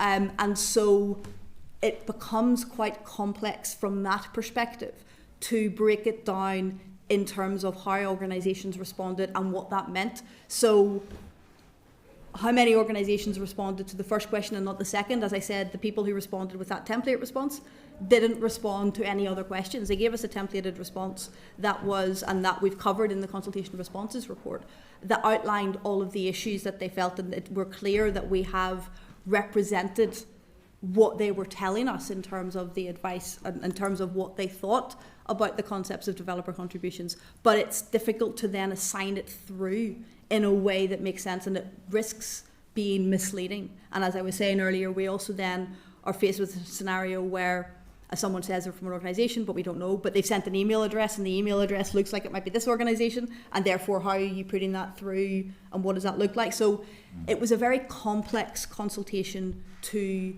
analyse, and that's why it was. And I understand what you were saying, and perhaps frustration around how high level this was. It is a high level consultation because the options are so diverse. So none, in which case no further work is going to be done on this. Voluntary, which moves us down a completely different path, or compulsory, which moves us down a different path altogether. And the detail of the work and the detailed assessments and the answers to the questions you're looking for, we're not going to spend very limited resources that we have working out what a compulsory levy might look like, how much it would be, what it would be calculated, how all of that happens if the ultimate decision is we're not going to take that path. So to spend the next, for talk's sake, year going into developing really detailed proposals for all of the potential options to enable us to consult again on all of that wouldn't necessarily be the best use of time. So this was around a narrowing consultation. This was, in principle, how do you feel about this? And in principle, what about which of these pathways would you like to see? And then we narrow that down with the minister saying, okay, I have taken in the responses, I have listened to all of the evidence, and I have now decided that I would like to explore this path, whether it is none, whether it is voluntary, and whether it is compulsory. If she chooses, for example, if she chose to go down the route of voluntary, then our policy and procedural work is focused in on what that looks like, how we would put it in place, working with the utility regulator around some of the issues there, working with Northern Ireland Water, using their links with developers, consulting further, developing a bill, coming back to the committee, doing all of the consultation on that. There will be more detailed consultation on procedures and guidance, which gives it a very clear set out about how that operates in practice. Similarly, on a compulsory levy would be the same thing, a very detailed policy, procedure, guidance, that enables you to have all of your questions answered because they're all in there, but they're at a lower level, they're at that detailed, focused level, which is not where we currently are. Quite a detailed answer there, Andrew. Are you? Well, I mean, have you got one more question? I don't have a laser focused Keith Buchanan question, so I'll leave it at that. Yeah, it is. Yeah. Okay, Cathal. Just quickly, Chair, because it's interesting. You brought up the issue of building SPAC tanks. I call them SPAC because they're specified. I mean, you fill in the Article 161, and I mean, it's interesting having that conversation because, say, they signed off or it's not. You know what I mean? Obviously, the ultimate thing probably is that NIW as a company, they would like to do them from the start, but they clear them. I mean, in terms of they have to adhere to that 161. Right or wrong? Oh, yes. You mean for package plans? Yes. Yes, so the package plan first has to meet a discharge consent and has to achieve a discharge consent from NIEA. Should receive that discharge consent and be operational, then yes, the developer can enter into an Article 161 agreement with Northern Ireland Water, which would eventually lead to adoption. But that would be a decision for Northern Ireland Water. No, absolutely, Chair. No, it's funny. It's been raised a number of occasions. Right. But that they're all part of the process, and you know, it's just one of those things that's come up in part of the conversation. But it should be. But and it's just what you raised. I can't understand the major issue with it. But it is an issue, obviously, from NIW's point of view. But okay. Justin. Yeah, final one. Those package plants are notoriously problematic, and I know they were most likely opposed to their implementation and adoption because developers install them, not to spec, developers out of business, 5 housing points past where the batch treatment plants can't access, they're getting sewage treatment doesn't work, the developer's gone boom, and who's responsible? And that has just left out those families totally distraught with a smell, obnoxious smell outside their home from a batch treatment plant that doesn't work, and nobody's taking responsibility. What do you do then? Yeah, and there are examples of that, but plants that aren't adopted remain as private infrastructure and are the responsibility of the residents. Exactly. That's the point. Okay. Ladies, thank you very much for coming to committee and giving evidence this morning, not only on the consultation, but on the Minister's three-pronged approach, Presbyterianism and the 1798 rebellion. So look, I do appreciate you coming. That was a very thorough session, and I hope the committee is setting a benchmark for proper scrutiny, but respectful scrutiny of all the officials that come before it. So we really appreciate that evidence this morning, and thank you very much for coming along. Thank you. Thanks. Okay, folks. In terms of actions from the evidence that was provided by Alison and Kiera, does anyone have anything specific? It was quite a detailed session and fairly wide-ranging. Anything anyone wants to highlight before I go to Michael and ask if there's anything that he picked up on the way through? Andrew, you're getting ready to say something here? I appreciate the consultation, but I just don't see how further forward we are in understanding how these will affect, just how much of a contribution the developer contributions are going to make into into solving this problem. Yeah. And I do feel, and I mean, long-standing members of this committee, I don't try not to get frustrated, but I do feel slightly frustrated at this because, again, to be told on one hand it's a high-level consultation, but then not have, areas and solutions and how this is going to. I don't know. It didn't marry up in my head, Chair. To be fair, and I'm sorry about that, but. Yeah, that's where I'm at. Well, look, the committee can follow that up. I mean, I think it goes to the first question I think I asked, which I was sort of trying to tease out with the officials what size of prong this was in the minister's strategy in terms of a quantum. Now, to be probably fair to the officials, I mean, there's probably a reason they didn't put a figure on the consultation. I think what we could do, and I think it's pretty fair enough, is maybe write to the department and ask them, what size of prong do they think this is going to be? Maybe put it in different terms, but I suspect we might be writing saying, look, in terms of the overall strategy to try and deal with this problem that is concurrent, real and present, if this proceeded, what level of impact might it have, either operationally or what level of finance do they expect to raise? Something of that. It's up to you. No, and I don't really want to, but I think, the thing about it is we use this analogy of a prong, and we assume there that the 3 prongs are of similar dimensions, but I just don't feel that they are. I mean, in my head, I'm nearly thinking, actually, is it a 3-pillared approach? Of which this is 1 brick or something like that of a pillar. But I mean, again, but again, coming back to, I just feel slightly frustrated that I don't think we're not any further on in understanding what advice is going to be given us. I'm frustrated at that too. I mean, as you say, Chair, we're here to hold this to scrutiny committee as such, and yet, we're essentially blank really when it came to what advice is going to be. I mean, well, sorry, Chair. Sorry. No. It to be negative, Chair. No. Look, it's fine. Ultimately, I'll probably reflect it back to you, and probably that you imagine what I'm going to say. What more would you like, or what Because I'm more than content to ask for additional evidence around. I mean, if it's a public affairs strategy, whoever wrote the 3 prongs would be having a field day. There's what sort of commission they'd be getting, and prawns. Have I been talked about so much? I think I said prawns there, and I meant prongs. So, Andrew, what is your proposal in terms of what we write to the department to find out additional information? Do you have a couple of questions?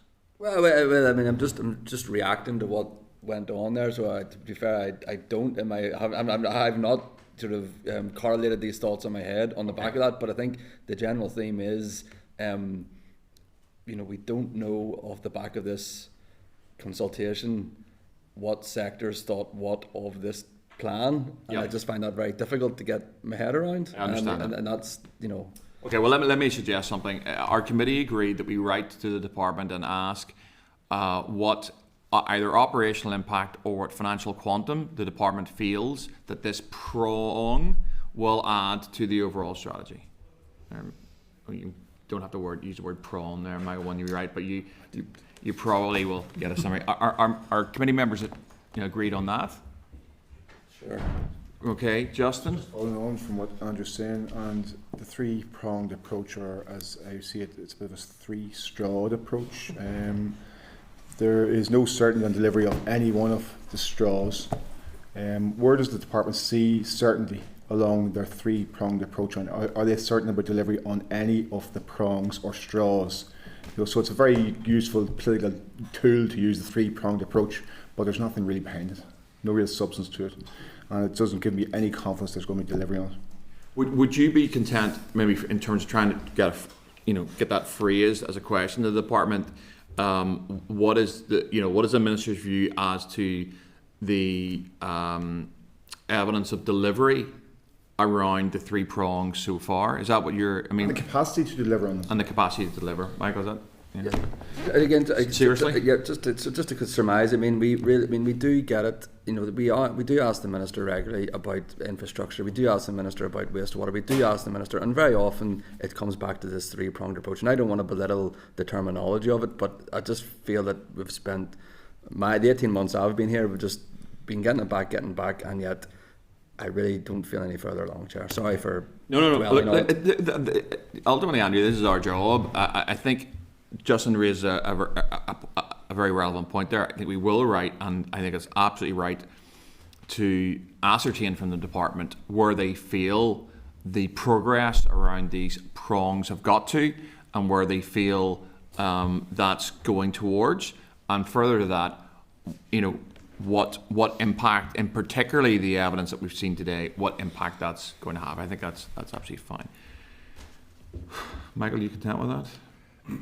Yes, Chair. Yeah. So, as I understand it, so write to DFI just to ask how significant developer contributions are towards the 3-pronged strategy. Mm-hmm. What is the operational impact of this particular approach and quantum, and what evidence is there of delivery and the capacity to do so.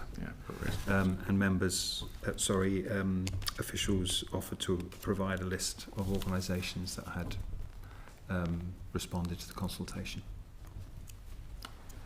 People, Justin? So it's capacity on all, capacity to deliver across all three. All prongs. All prongs. Chair, just I'm asking, what's the question about this presentation today? Exactly. I know. I need to know exactly. Sorry. Exactly what are we asking here? Because we're just after finishing the consultation. So, what exactly are you asking? I mean, because the minister now has to decide one way. So, specifically, what are you asking? Sorry, Michael. As I understand, members are asking what the level of contribution to the three-pronged strategy, developer contributions, provide, and evidence of how that might be delivered in practice, and the capacity to do so. I can imagine the response will get back, but I mean, if the majority of the committee wants to ask the question that way, that's fine. But okay, members agreed? Agreed. Okay, fine. Okay, so that's clear. Item 8 is the active travel delivery plan. There is written evidence there. At page 355 we have the letter from the DFI DALO, and then we have at 357 the engagement report. This is the written paper that did not arrive in time for last week's meeting, and the committee had written to the Minister asking to ensure that departmental papers are provided in a timely manner in the future. Members will also recall that on the committee meeting on the 5th of November, it was agreed to schedule an oral evidence session in the forward work programme at a future date, and I'm sure we will do that if members are agreed to an oral evidence session on this written evidence. Are members agreed? Agreed. Okay. That takes us to item 9, which is a raised paper on car parking charges. A very good paper. I am going to go first to John on this one for his thoughts as Deputy Chair. I have a couple of questions, and then I'm going to open up the committee if they have any comments. Okay, Chair, you crack on. Are you sure? Yep. Okay, so it was just interesting. There's a couple of bits that I picked up on in this paper just in terms of Northern Ireland, and especially regarding charges that aren't usually enforced by councils, and these are the parking charges issued on private land. This is very often car parks that are attached to supermarkets or whatever. It was interesting just to note there that in the paper, these are not fines, as private parking companies have no official right to fine anyone. They are essentially PCNs. And in England and Wales, Section 56, Schedule 4 of the Protection of Freedoms Act 2012 allows landowners to pursue registered keepers of vehicles for unpaid parking charges if the registered keeper refuses or is unable to identify the driver at the time the parking charge was incurred, and this is called keeper liability. However, the interesting thing that I noted in this is this act does not apply in Northern Ireland. It means, and according from the raised paper, that if the registered keeper of a vehicle receives a parking charge notice, again on private land, they could argue they were not driving and so don't have to pay and are not obliged to reveal who was driving. I thought that was quite interesting evidence, as I get quite a few constituency queries around this sometimes from folk. So I also note that in June 24, the British Parking Association issued a joint private car parking code of practice, and essentially they're not very happy. I think it's a summary of how things stand in some ways, and that there may be further responses to a consultation that the government may run. The Code of Practice has been introduced in response to a parliamentary question in April 25 but the government said it would launch a consultation. The code of practice, that's something we may see coming down the tracks by Westminster. Those are just my comments on that paper. John? Yeah, Chair, thank you. And I think it is a really good paper. It's not something we've dealt with too much at the committee, but as constituents MLAs will know, we get a lot of these, particularly the stuff around private car parking firms. There are companies who operate in Northern Ireland that think they are smart, that think they are clever, they think they know what they're doing, and what they are being gangsters and harassing members of the public. And I raised this in the chamber, as you maybe recall, where an elderly lady had received, I think, upwards of 60 letters for a fine. It transpired that she didn't even know. She was in hospital at the time, but had ultimately paid it, and it was only a family member found it. This happens regularly, and some of these companies are actually operating on land that's owned by councils and contracted to councils. There is no law guiding them, and there is ambiguity and a slight loophole here, but that doesn't stop the harassment of constituents, and I do think it's worrying. I notice that in England, Scotland and Wales, new legislation and rules are being adopted or being developed at the minute to protect people against these companies who can get access, assuming that they comply with the codes of practice set up. They are allowed to access the DVLA records through the number plate recognition scheme. But I have checked, and some of these companies have tens of thousands of complaints against them, but continue to operate with impunity, having access to our data. I find that deeply concerning as well.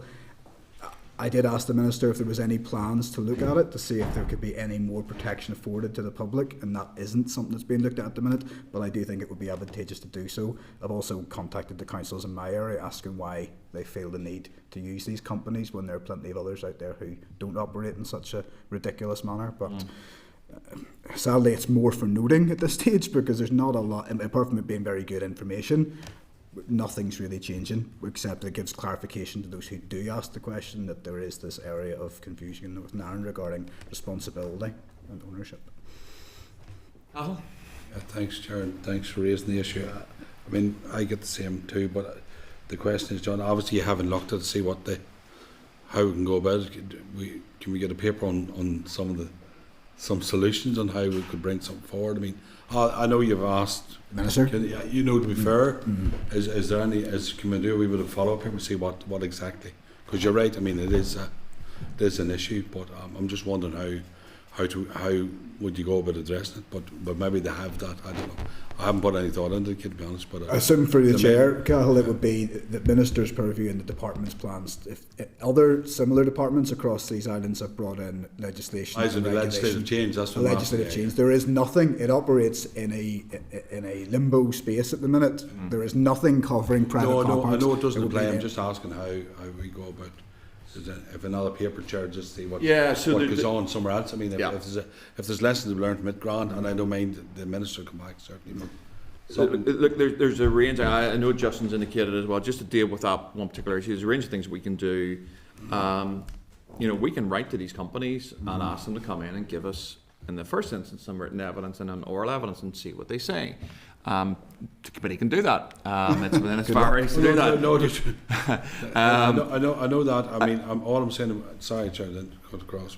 I know the situation we're all done, but all I'm saying for the quickest route, John is ready. We'll contact the Minister. Look, there might be other solutions out there that maybe would get a wee bit of an idea from, but certainly, and over to you, Sarah, for the rest. No. Like, I mean, I'm just highlighting what options we have. We have the paper here.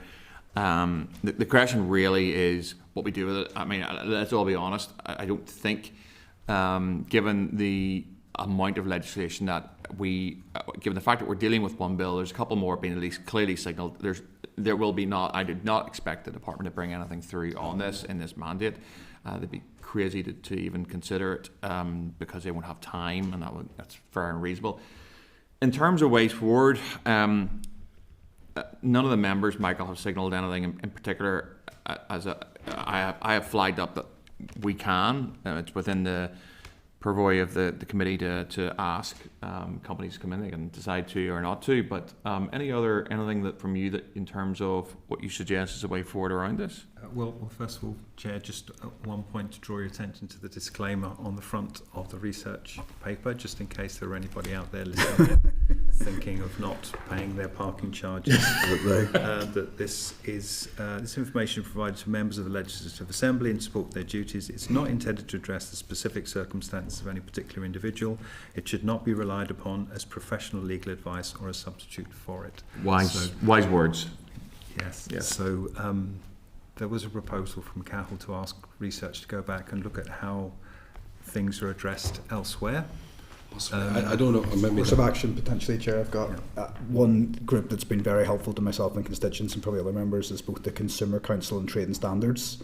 They are a body who would give us evidence. I don't suspect some of these private gangsters are going to come in, and I will call them that because that's what they get on, like gangsters. I don't expect them to come in here. They are not. Well, after you call them gangsters, no, well, John, I suspect, but you're covered by committee privilege. I'll call them to their face. Some of these come, not all, but some of them get on. They harass the public, and that is what they're doing. But trading standards have been very helpful to myself and the other constituents, as have the Consumer Council, and they are all over the detail of this and potential outcomes. Okay. A potential option going forward would be that the department would be to license certain companies to operate under certain parameters. To provide the flexibility that would exist on normal on and off street car parks. That doesn't exist at the minute either here. For example, at the minute we're given, if you have 10 minutes over your ticket, you'll be given by the red coats a bit of flexibility. The camera system is an instant fine. There's no leeway, no flexibility, and no attempt to work with the public. And I think that's another frustration. Well, sure, that's part of my question. I mean, if that's the way forward, without going to the research 100%, but I was only asking the way forward, and John said if his Consumer Council and Trading Standards can come in and give us advice on some of the stuff, 100%. Do we want to, it's a pretty clear proposal, do we want to commission some written evidence from Trading Standards and Consumer Council in the first point?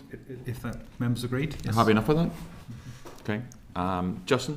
Thanks, Chair. And listen further to what John's saying. Private parking companies, the likes of Smart Parking, Civil Enforcement, Euro Car Parks, APCOA, they are a scourge on society, harassing people to extraordinary lengths, putting them under extreme duress and pressure by the correspondence that they issue. Using very legalistic correspondence, frightening people with unfair levels of fines as well for the contraventions. It's incredible how this torments people at all levels from every walk of society.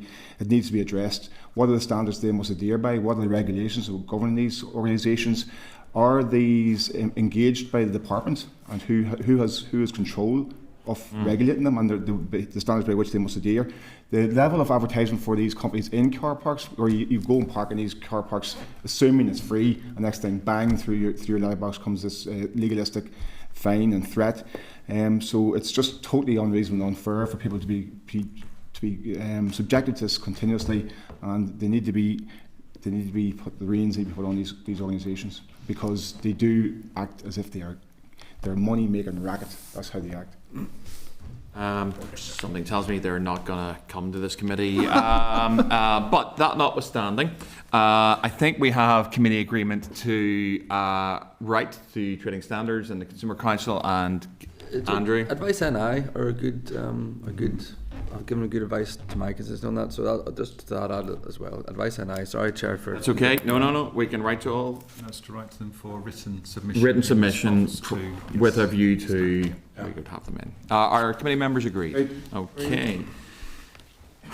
Item 10 is subordinate legislation, SL1s that are not subject to assembly procedure. Okay, I need to advise members that there are 3 proposals, SL1, for statutory rules that are not subject to assembly procedures and are not required to be laid. These are listed on pages 452 to 460 of your pack, and they are SL1, the Waiting Restrictions Port Stewart Amendment Order Northern Ireland 2025, SL1, the Beaver Road Belfast Stopping Up Order Northern Ireland 2025, and SL1, the Parking and Waiting Restrictions Belfast Amendment Number 2 Order Northern Ireland 2025. Do members have any issues they wish to raise on these proposals? Are members content with the proposals for the statutory rules?